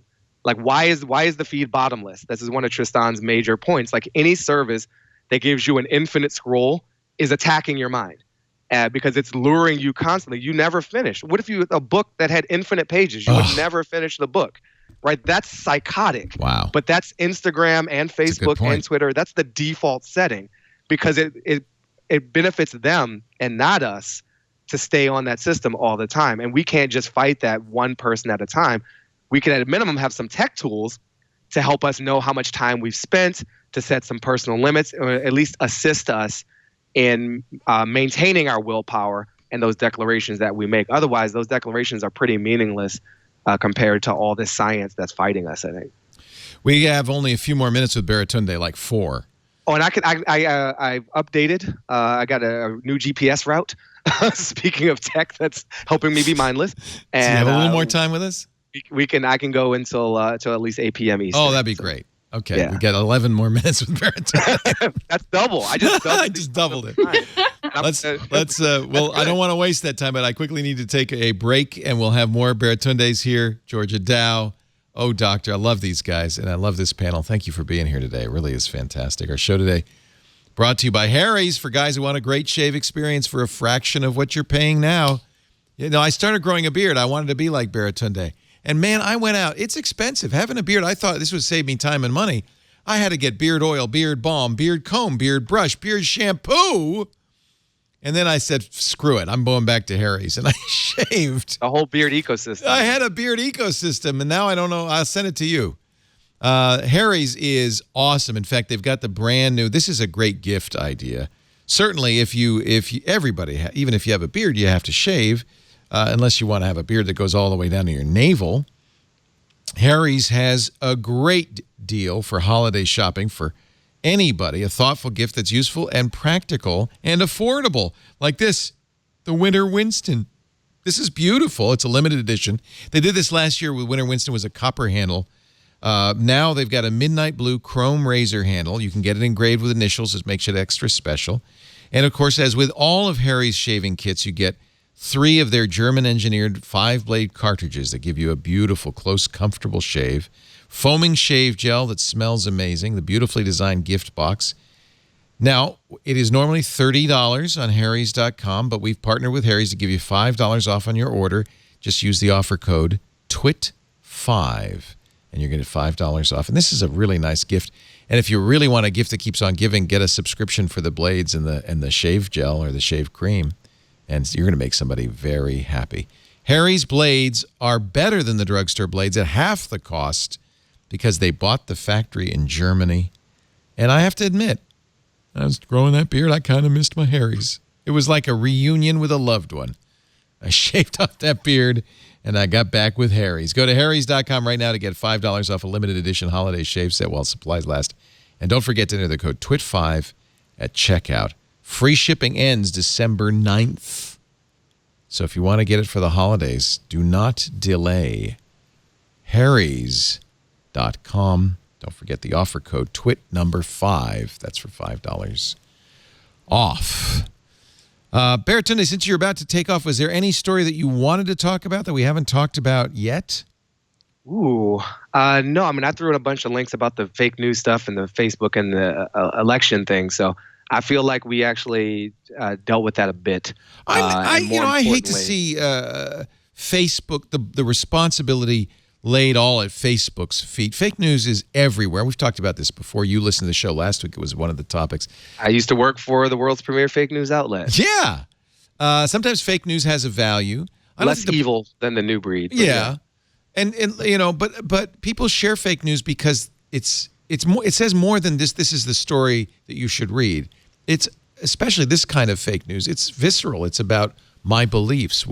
And I just don't think, I think the way to get rid of fake news is to give people information and I think, you know, Jeff Jarvis had a great Medium post in which he proposed exactly that, not censoring Facebook, but getting tools on Facebook make it easier for people to report something that's blatantly false, to have Facebook maybe add additional links. He did this with John Borthwick of BuzzFeed, to sites like Snopes. John Borthwick of BetaWorks. I'm sorry, BetaWorks, not BuzzFeed. You're right. Thank you. I'm here to do real-time fact-checking. Yes, you see what Facebook a dope I am? Too. Yeah. So that's, I'll step for Facebook. I mean, it's not just Facebook. It's everywhere. This is kind of the nature of the beast now, is that there's a lot of information flowing all over us. And to some extent, it's our responsibility, too, to teach our up-and-coming young people how to decide what's real and not. I mean, I think what we've done, and I can't take full credit for some of this language, but I agree with it fully, and I'm the one saying it now, so you can say you heard it from me, but I didn't create it. We have torn down a lot. Like, the internet has destroyed so much of how we knew the world to work. It destroyed some real heinous things like the music industry, which, you know, were not operating in the best interest of many, though a lot of good people have lost in the way the new system is starting to emerge. It's destroyed.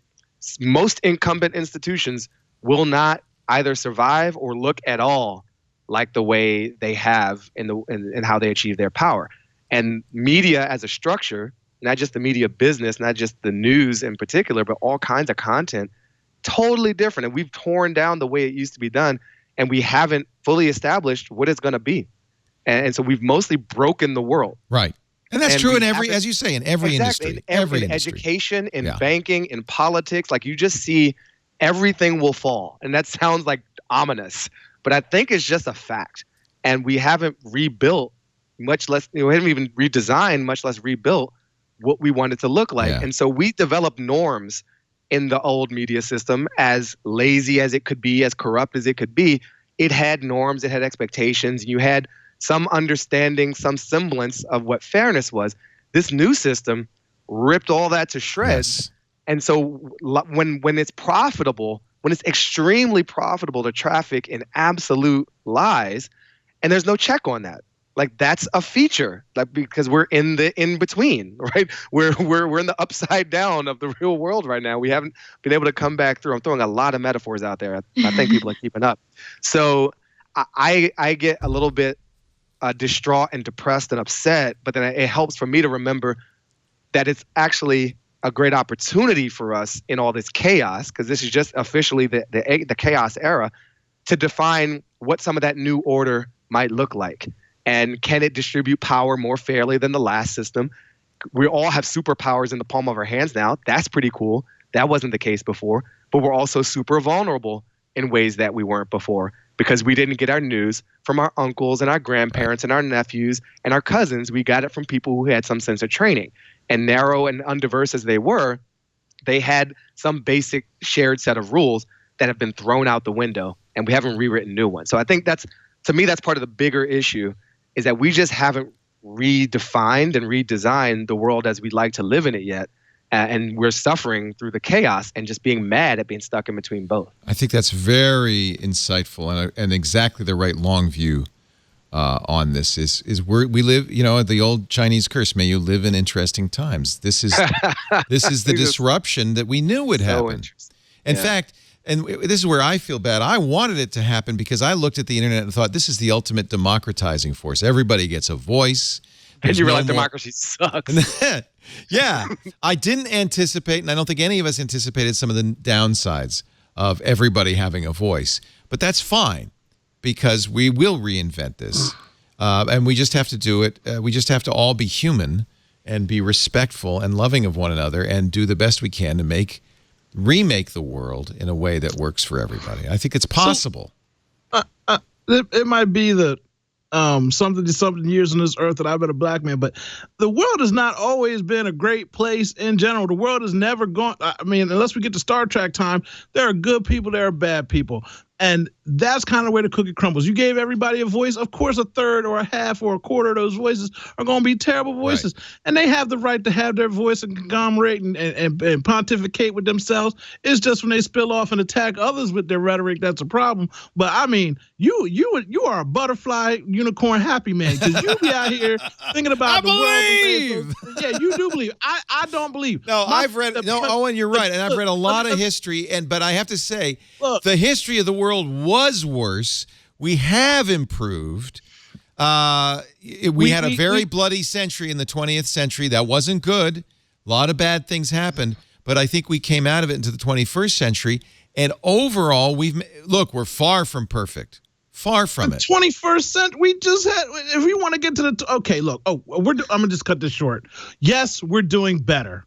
The one thing I am very happy and thankful for about a Trump victory is that a lot of people that were doing misdeeds and positions of power were doing things to people without making their voice heard. Now we have mayors talking about the first lady being a monkey. We have police officers on their Facebook talking about people in their district and their community, and they get fired. So I thank Donald Trump so much for cutting the grass so we can see the snakes and we can get rid of the snakes that are stupid enough to put their voice out there for the public. That's the best thing about what's going on right now. You want to try and destroy somebody else's livelihood and make someone downtrodden, go ahead and do it now, because now we got your picture, we got your face, we got your name. You're going to lose your job and be sitting at home and have something really important to cry about. That's the only thing that's going on good right now with people acting crazy. Yeah, I think there are lots of bad things going on, but I think on balance, technology moves us forward and has made progress. There are negatives, there are backwards steps.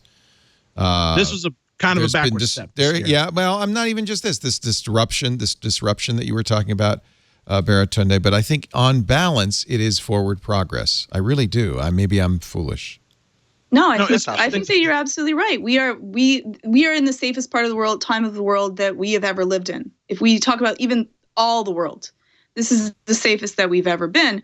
But the problem is with us. Like, the only thing that can really fight this, it's not Facebook. It's not the problem with fake news. It's education. If we need to have education, and it needs to be free, and it needs to be for everyone. That is the only way that we will really battle this, because unfortunately, if you do not have the education to understand the economics of what we are dealing with in what would be fake news, we are made, if we see something enough, we believe it, whether it be true or not. Your parents tell you that you are stupid. You might be the most brilliant person on this planet. But you believe it. You hear it enough, you will start to believe it. It's the way we're made to be mimics. And that's one of the things that allowed us to survive. But it's also a really big issue, because if we don't have any other facts to be able to refute that, we're going to be falling into cognitive bias and then cognitive dissonance, which means that we have a certain belief system. We actually don't like to hear any other views that are opposed to whatever we already believe. And that becomes an issue that we don't want the truth. We want things that say that whatever I believe already is true, because that makes us feel comfortable. We end up feeling anxiety and disdain when other opposing views are going to conflict with us. And that's very distressing for our system. So we need to be able to get out there. We need to talk about it. But in the end, we need to give education to everyone. And it's something that everyone should fight behind. And I think that everyone can stand behind that. It's so very important. Love it. We have to send Baratunde to the Batmobile. But thank you. Baratunde, I want to leave you on an upbeat note. Good news. Metallica's full catalog is now available on Napster. I just wanted you to know. I have been waiting a long time. I know you have. I know you have that, and sorry for dropping that word. You can bleep it out, but good for them. It's better late than never. Thank you so much for having me. I feel like I went to church today with Georgia. Dr. Georgia just took us to church. Doctor and Doctor. Was there earlier. She's a real doctor. He just plays one on the radio. I'm a real doctor. Proud member of the choir in the church twit for this Sunday. Thanks for having me back. I've missed the chat room. Hello, chatters and listeners, and you can find me on Baratunde.com. I'm doing the Nat Geo thing. Very excited about it. And I'll be doing a Facebook live chat, noon Eastern, on my page about that Nat Geo episode to talk about policing, criminal justice, and other hilarious topics with and serious issues facing our society. So thanks, everybody. Care. See you, Baratunde. Later, Baratunde. Thanks. See you to the Bat Cave. All right. We will reset the set. While we're doing that, let's take a look at some of the things you might have missed this week on Twit. Obviously, on Twit. I think the sound is pretty good. Let me... Macrosize. Twit Live Specials. We've seen a hydrogen fuel cell vehicle that you can actually buy today. We've seen an autonomous vehicle that drives better than I do. We've seen every automaker in this hall adapt and adopt to a world that is far more connected, far more intelligent, and far more Silicon Valley than it is Detroit. That's why Twit TV has come here to Los Angeles for the LA Auto Show Auto Mobility 2016. Windows Weekly. We're going to try to demonstrate HoloLens over Skype. We're talking about HoloLens applications in real-world use cases. Like these are actual... Exactly. Schiphol Airport here is the major hub airport, and we see live data of all the aircraft. This is the future of UI. You totally can see that. Do you see maybe air traffic controllers maybe even using something like this? I would love to talk to these guys. Twit. Twit with your head, not over it. All right, guys, here's how I listen to Tech News Today. See if you can follow. Hey, Alexa, what's my latest flash brief? Here's your flash briefing from this week in tech. I'm Megan Maroney. I'm Jason Howell from Tech News Today. Here's the By the way, we are on, if you have an Amazon Echo, we are a part of the flash briefing. It might not be immediately apparent, but if you go to your app and you go to the flash briefing settings, search for Twit, you can get a daily dose of tech news from Megan and Jason and this show and new screensavers on your Amazon Echo. Megan Maroney's here with a look at what's ahead this week on Twit. Megan? Thanks, Leo. Here's a look at just a few of the stories that we'll be watching in the week ahead. Now, this week is a short one since it's Thanksgiving here in the United States, so the studio will be dark on Thursday and Friday, so we can all spend some time thinking about what we're grateful for. And speaking of Thanksgiving, the first episode of the 9-part football VR series is set to launch on YouTube and the Google Daydream headset this week on Thanksgiving Day. So gather your family and all your VR goggles to watch, because nothing spells togetherness more than a family in their own virtual worlds. But before that, Tuesday is the official launch of the OnePlus 3T. The phone starts at $439. It has a faster processor, bigger battery, and there's a new 128 gigabyte version. This Wednesday is Fibonacci Day. That's 1123 or 1123, which starts the Fibonacci sequence, where each number in the series is the sum of the two numbers behind it. And I must say, Fibonacci is my favorite sequence. Wednesday is also the deadline for trading in your old MacBook to Microsoft for 650 big ones off a new Surface Book. That's $650. Does that convince you to be a switcher? And yes, of course, this week is Black Friday, where you can do all your shopping with some crazy online sales. But some of you might also choose to celebrate it as Buy Nothing Day. And I personally think we should all celebrate it as Update Your Parents' Browser Day. It doesn't have to be your parents either. If you're spending this holiday with any family less technical than you are, remind them to update everything, especially all of their passwords. And while you're at it, why not encourage them to turn on some two-factor authentication? We'll be covering these stories and a whole lot more this week on Tech News Today with Jason Howell. It's every day at 4 p.m. Pacific, right here on this channel you're watching. Back to you, Leo. Thank you, Megan. Megan Maroney. She joins us every Monday through Friday. Yeah, might have to get that OnePlus phone.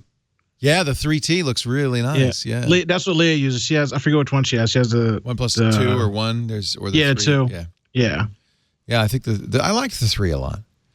Fibonacci Day, you going to celebrate? There's a restaurant in Montreal that's called Fibonacci, but the food's horrible. So we're not celebrating. They're good at math, just not. It's a nice sequence anyway. Hey, you know what's good at Wi-Fi? This little thing. Have you ever seen this? This is the Eero, EERO. Our show today brought to you by Eero. And I have to say, when I'm at home, I have 2 networks so I can test stuff. I have a Comcast Business and a Comcast Consumer, and I have 2 different router systems. And every time I get home, every device in my pocket, every laptop, they all switch over to the Eero. They go, oh, this is good. I like this. I can't get them to use that other system. That's because Eero really works. It is a better Wi-Fi. Of course, it does all the things right that we talk about. WPA2 encryption built in. You don't have to hide it. It looks great in your house. The phone support is good. In fact, I tested them. I wasn't just testing them. I couldn't figure out what was going on with my port forwarding, and they really did a great job. They stuck with me till we figured it out, and they solved it. They're good. The way you set up the Eero is also cool. Now, you can buy an individual Eero, but most of the time you're going to get 3 of them, the 3-pack. And then you set up the first one. You connect that to your cable modem or router, and then use the app to place the other 2 to spread using a mesh network throughout your house. If you have other Ethernet drops, you can actually connect the other Eeros to Ethernet as well. It's smart enough to know exactly what to do. It's not just repeaters. This is a mesh network. In fact, they just introduced something they're calling True Mesh, an even better wireless mesh technology, which makes the Eero network work even better within the house. No matter how far away you are from the base unit, you're going to have the fastest networking possible. Eero users will see, if you already have an Eero, you get updated automatically up to 2 times the land speed between Eeros. That means if you're in your network, you're going to get HD 4K quality in many cases, depending, of course, on your internet service provider. But that's going to be the bottleneck on your network. I really love these Eero systems. What is so important with any network router, and it's unfortunately not true of most, this has got to be updatable. And Eero updates on average about every week. In fact, you're going to automatically get the new Eero software and True Mesh because it just updates all the time. It's always looking at your network. It's always optimizing for what you have, the devices. It has some really nice features. For instance, I can assign all the devices in the house to our teenager that he uses, and then I can go to the Amazon Echo and say, pause Michael's internet. That is... Oh, and I love the howl. Hey, the internet's down. Yes, it is, Michael. Yes, it is. That is so awesome. And you can even use this because Eero, because it has the mesh network and it kind of can triangulate where your devices are. You can say, hey, Eero, where's my phone? And it will give you you can do this on the Alexa or the Echo. I don't want to say the A word. You can do this on the Amazon Echo. You can ask the Echo to find your phone or any device that's on Wi-Fi in your house. You can have it turn off your Eero LED if it's nighttime and you don't want any blinking in your bedroom. Plus, like I said, you can pause. This is the greatest stuff ever. That's right. Every family should have that. Yes. Echo, pause Michael's internet. It's awesome. His iPad, his phone, his computer, they all go offline. Bedtime. I love it. If you go to eero.com, you can learn more. No more buffering, no more dead zones. Super simple to set up. Anybody can set this up. This is a good gift for somebody in your family who's not technically savvy, but is having trouble with Wi-Fi. It really works. Free overnight shipping if you go to eero.com and use the offer code TWIT. eero.com. I was really skeptical when I first got the Eero. And I have to say, I can't. Now I'm stuck. In fact, I can't not use the Eero. I love it. I want to test other networks, but I just can't. Sorry. Even my devices know it's better on Eero. eero.com. Use the offer code TWIT. We should really do something cheerful now after this grim 2 hours talking about how awful everything is. Things are okay, right? The world is a great place. I'm here with Georgia. You're here. That's okay too. I mean, the world is that's a dim the world is an amazing place. I'm okay. Look, I made you laugh. Yeah, you did. I made Georgia laugh. Georgia laughs at everything I say. She laughed more. Georgia laughed more. She did. She laughed a little too hard. Personally, I would take a little offense to that. You play this back later, you might feel some sort of way. I'm not going to mention the woman who is facing prosecution, even jail time, for selling $12 of ceviche on Facebook. I thought you said you were going to make us feel better. I know, that's depressing, isn't it? That's only happy for people that hate ceviche. This is so. She doesn't do it for money. She says sometimes I make too much food, and so I go to the. Facebook now has that little neighborhood selling thing, and I say, anybody want any ceviche? So they did a sting. The city of Stockton, California, did a sting. They sent an inspector over. He bought her ceviche, and then they arrested her. That's so ridiculous. If he loved the ceviche, he wouldn't have arrested her. That's what we know. And by the way, Stockton is a very dangerous city. A lot of gun violence. I was going to say, don't they have other things to do? Don't you have something better to do than chase down a mom who's selling ceviche on Facebook? I mean, I should warn people because there are people selling food on my Facebook thing too. I see that actually a lot. It's technically illegal, although there is because there's lots of groups that have, crab feeds or spaghetti feeds and stuff. So there actually is a federal law, I think, that allows unlicensed food sales in certain circumstances. I've seen people get arrested for giving homeless people food, just giving them food. Oh, yeah. Yeah. My daughter had a friend, high schooler, had a group that would feed people who were homeless in Petaluma. They got shut down. That's ridiculous. I understand we got some kind of common sense will come into play with some of these things. I understand we have to protect people. It's not a federal law. I'm sorry, it's a state law. California Cottage Food Law, which says some approved baked products, including breads, cookies, pastas, confections, can be sold locally with a short training. Home cooks are allowed to sell. However, ceviche is not covered because it's made of raw fish. It's a delicious raw fish cocktail that's cured with, vinegar and spices. What's up though with the locking people up for things that really are non-threatening crimes? Find something else to do. I think we have much better things that we can do if people kind of, break a law that's not actually violent. You're not making the world any safer by, having one woman that, if she knew she wasn't supposed to do it, I'm sure she would have said, okay. Well, they didn't even warn her, right? They didn't warn her. They just stung her.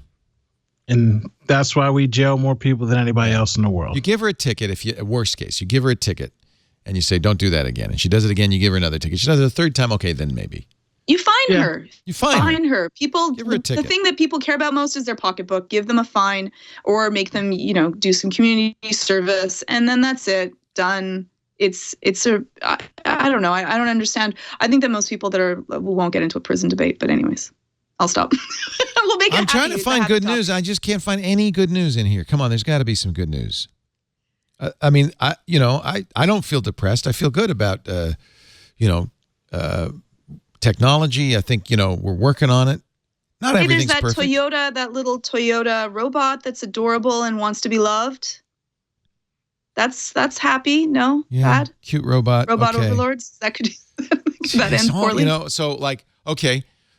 Here's some happy news. Sal Sagoyan got fired at Apple. So there's happy news. I love Sal. Sal is the guy who was the Apple script guy. We've had him on many, many times. We did a whole series of podcasts with him on Mac Break. He was responsible for Automator for Apple script. He was Apple's product manager of automation technologies. His post was eliminated. And so he's going to consult and stuff like that. Love you, Sal. I'm sorry to hear that. I kind of saw the writing on the wall. This is another example of Apple just kind of abandoning a certain category of user that wants to do more than just kind of browse and have a lovely computer. Did we talk about the FCC caving on Republican demands? Yeah, the FCC says, all right, we're not going to do anything until after the inauguration day.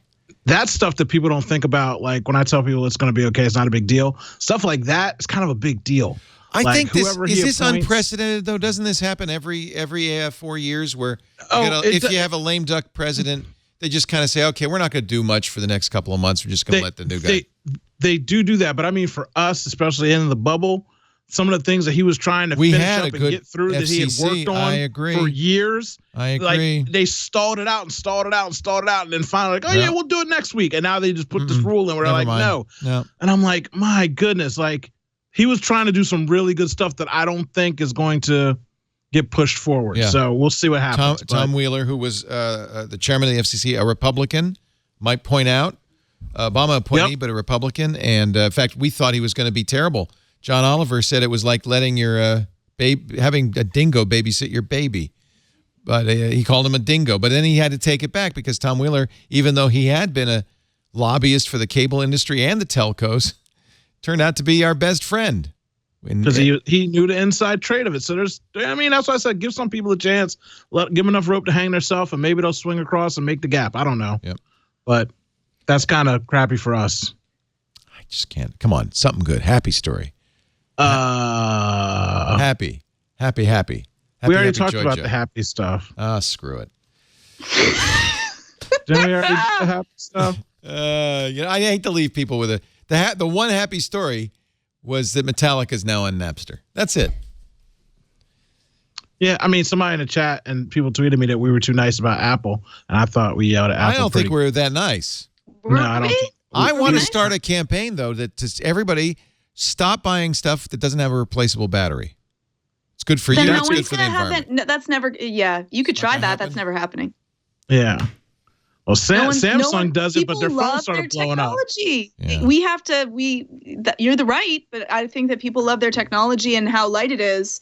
And when they're carrying around a heavy laptop, they're going to be like, you know what? It's big and cumbersome. Unfortunately, we're used to it now. We've already drank the Kool-Aid. Now we want light and portable, and it's hard to go back afterwards, even if it's better for us. We need to find it to be able to light and portable and be able to be recyclable. That's what we need to do. So, I know. Tesla. Here's happy news.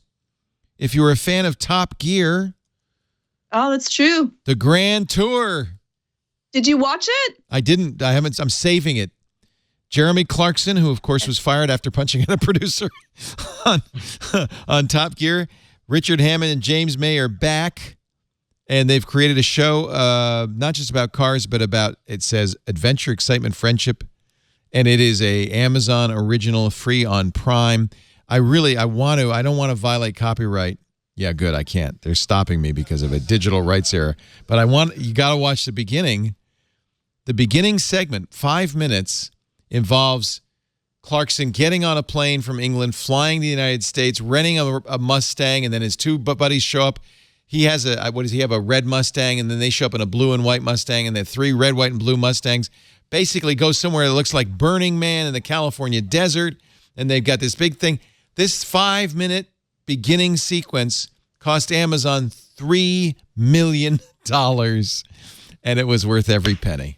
Wow. I saw it. It was pretty good. It needs to be a little bit tightened up for other people that have seen it. There's a scene in the middle. Everyone will know what it is that went on for too long. And it was like, why are you doing this? Oh. There's a scene in the middle where everyone's like, my little 8-year-old went, why do they keep doing this? That's not funny. Stop it. So that piece are there. But the camera shots are glorious, and it still has that Top Gear atmosphere and the camaraderie between them that's just so great. So I think people are going to be really happy with it. But I hope they don't do the middle scene. You know it with the plane. I'm just going to say that. There we go. I haven't seen it yet. I'm going to watch it. But, just saying. Oh, man. Well, it's always been a little over the top, right? It's kind of fun. Fun, right? Yeah. Yeah. Yeah, that's what we love it. Jeremy Clarkson is back, baby. So there you go. That's happy. Twitter suspended a whole bunch of alt-right things. I was happy. That was good. Yeah, I don't know what to think about that. Only because. Are you free speech? No, and alt-right's disgusting. In fact, I don't even want to use the word alt-right. Let's just call them what they are: white supremacists. Yeah. We have laws in Canada against hate speech. Yeah. For anyone. Against anyone. Do we have laws in the U.S. against hate speech? I feel like we might not. We do, like, technically speaking, when someone does something that's over the realm of free speech, when they're threatening or disparaging in a certain way. If you threaten bodily harm. Yeah, there's like a system set in place where there's certain triggers where it comes into not being free speech anymore. Right. So we do have them, but again, it's like a catch-22 of people that are really smart dance that line like nobody's business. Yeah. To play that game. That's why I feel like, I'm glad that they kicked these guys off. It's not going to hurt them. In fact, it gives them notoriety as it did with Milo Yiannopoulos. But there's so many other hateful things on Twitter. Yeah. It's like, I don't know. It's a drop in the bucket, I guess. And at least they're doing something, because for a long time they weren't doing enough for anything. Yeah. And so at least they're making efforts. Yeah. In fact, they have a new tool Moot Tools, and they're saying it's easier to report people and stuff like that. We need Twitter. In fact, a good article from Ben Thompson, who has been on this show many times and writes great stuff. Why we've got to save Twitter, and maybe the best way to save Twitter is not to let it continue as a private company run by these guys who don't really seem to be doing a good job as stewards of Twitter. But maybe there's some way, he says, why Twitter must be saved. And let me see if I can find the money quote here. I didn't read that, but I believe that with all my heart. Yeah. The world, like, people that complain about Twitter or think Twitter's not useful, when Twitter's gone, you will feel it. Like, you will feel it. It is the communication of the world and speed and time. And there are certain times, maybe their numbers aren't as big and maybe they're not growing the way they're supposed to grow, but it is a necessity and a way of life, especially for people in unserved markets and areas. Like, I don't know what we would do without Twitter. I really don't. Well, and the fake news problem is less of a problem on Twitter, not because there's lots of fake news on Twitter, but people respond immediately. So there is this kind of, because it's kind of a live feed, this natural tendency to move towards correct information. But he quotes in this Justice Louis Brandeis from the Supreme Court, "The greatest menace to freedom is an inert people. Political discussion is a political duty, and that this should be fundamental principle of American government." And that's where, according to Ben and I agree, the discussion is happening these days, and we need to have that conversation. So maybe you know what the problem though, Leo, is with most social media is that it's not actually a discussion among people that have differing views. You follow people that follow similar views to you. We're usually inclined to like people better that have similar views to us. We don't really want discourse with people of opposing views. And Twitter is a huge microcosm of that most of the people that, you send something out that's slightly political, you'll notice your follower levels of people that believe different things will actually drop off because they don't want to hear that. And so it's not really dealing with discourse. It's a whole bunch of people banding together that are in the same in-group. And so we need to have more discourse of people with differing views, and we need to learn that people that think different things than you are okay. It's okay to believe different things. That's how we grow. We need to have, differing parties or political stances to battle each other, to keep each other in check. And that's where the strength in a democracy really lies. And we're starting to become more of in-group people. And so discussions on Twitter are usually with your own people, and you're not really bringing out the news of a differing view to many people. Yeah. In a positive light, there are, yes, echo chambers all around, all over the internet. But there have been many a time where someone has said something to me, and 140 characters, I flipped their whole mindset around because I actually took the time and said something to them directly. So, yes, it does happen occasionally. It needs to happen more. But I'm very happy with the fact that a lot of times people say something to me, why would you say that? And I say, ba-ba-ba-ba-ba, and they're like, I never thought of it that way. And it does happen. We need to have more of that happen with more people. Yeah. But I love getting out of my echo chamber. I want to be in everybody's chamber. But that's up to you. And I think that's the point, is that Twitter gives you the option, if you want, to hear from other people, to see other views. And everybody should take that opportunity to broaden your Twitter feed, to find people with opposing viewpoints, not even necessarily to engage them, just to see what the conversation is. And so to me, that's the real point. Yes, you're right. You could be in a filter bubble, but Twitter and the internet give you the tools to expand beyond that in a way we've never had before, to hear as many voices as you're willing to hear. And that's the opportunity, and I think we need to take advantage of that opportunity, and that's why Which is great, but unfortunately, I think that one piece to Twitter, and I like Twitter, I use Twitter, it's one of the few sets of social media that I actually use, so I do like Twitter. But the problem is that Twitter, you end up getting the people that speak the loudest and are the most polarizing, get the most followers from that, and get retweeted more often. And if you actually want to change people's views, you need a moderate discussion. Like what you said is that you spoke to someone directly, you came from the place where they were at, and you were able to make them think, you know what, maybe I was wrong about what I was dealing with. If you have someone that has a vastly opposing view, it doesn't actually help you change your mind. It actually usually reinforces your own belief of why that person is wrong. And so we need to have also moderate discourse instead of having really angry, reactive reactions, and Twitter and much of social media reinforces and rewards people that are highly reactive and really angry, and that can actually cause people to be polarized against it. So I think that we need to, have moderate discussions about things of, we're not so far apart as we think that we are. Yeah. I was just about to fake argue with you about that, but I love you so much I can't even do it. So no fake I had it all set up in my mind. You don't know what you're talking about. Blah blah blah blah blah, and then I couldn't do it. Sorry, that would have been hilarious, though. That would have been. I tried. I really tried in my mind. I was like, you should have done it. I can't. You should have done it. That would have been great. Ladies and gentlemen, we have come to the concluding moments of this fine program. Thanks once again to Baratunde Thurston for joining us, to Georgia Dow of imore.com. It's always a pleasure to have you on the show. You're the voice of reason, and I like that. And, of course, you can find her videos about anxiety and depression and sleep at anxiety-videos.com. I want to give you a big plug for that because that's a great work you're up to there. Thank you for being here. Also, thank you to Owen J.J. Stone. We call him O Doctor for reasons no one knows, but maybe that's because it's his Twitter handle. I don't know. It might be my Twitter handle. Might just be. If you listen to this and you haven't had enough of politics and me talk about it, I did a podcast on Facebook Politicking where I ramble and rant about stuff. And then, like I said earlier, I did a podcast with a French guy, a German guy, and a guy from South Africa. What was that show? I want to hear that.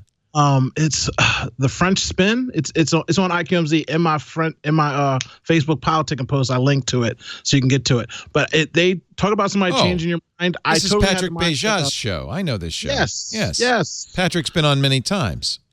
Great guy. Yeah. Great guy. Yeah. And again, talk about out of my ecosystem.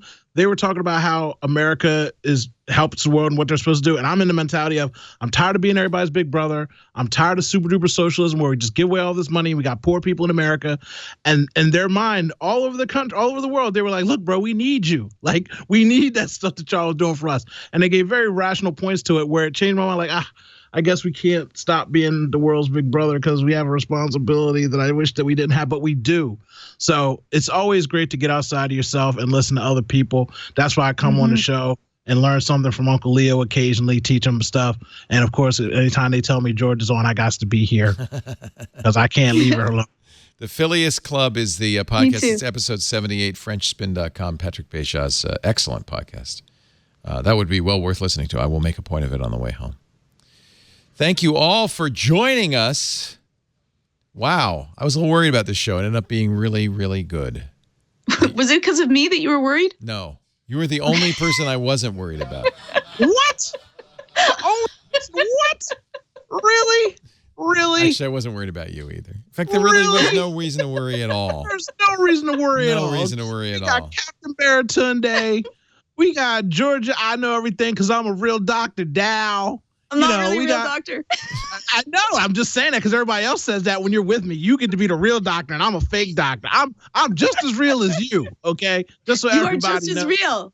You can pinch Owen, and he yells. Guess what, Leo? I got one thing to say that most people don't usually get to say. You know what it is? What? Another twit is in the can. Amazing. And on that note.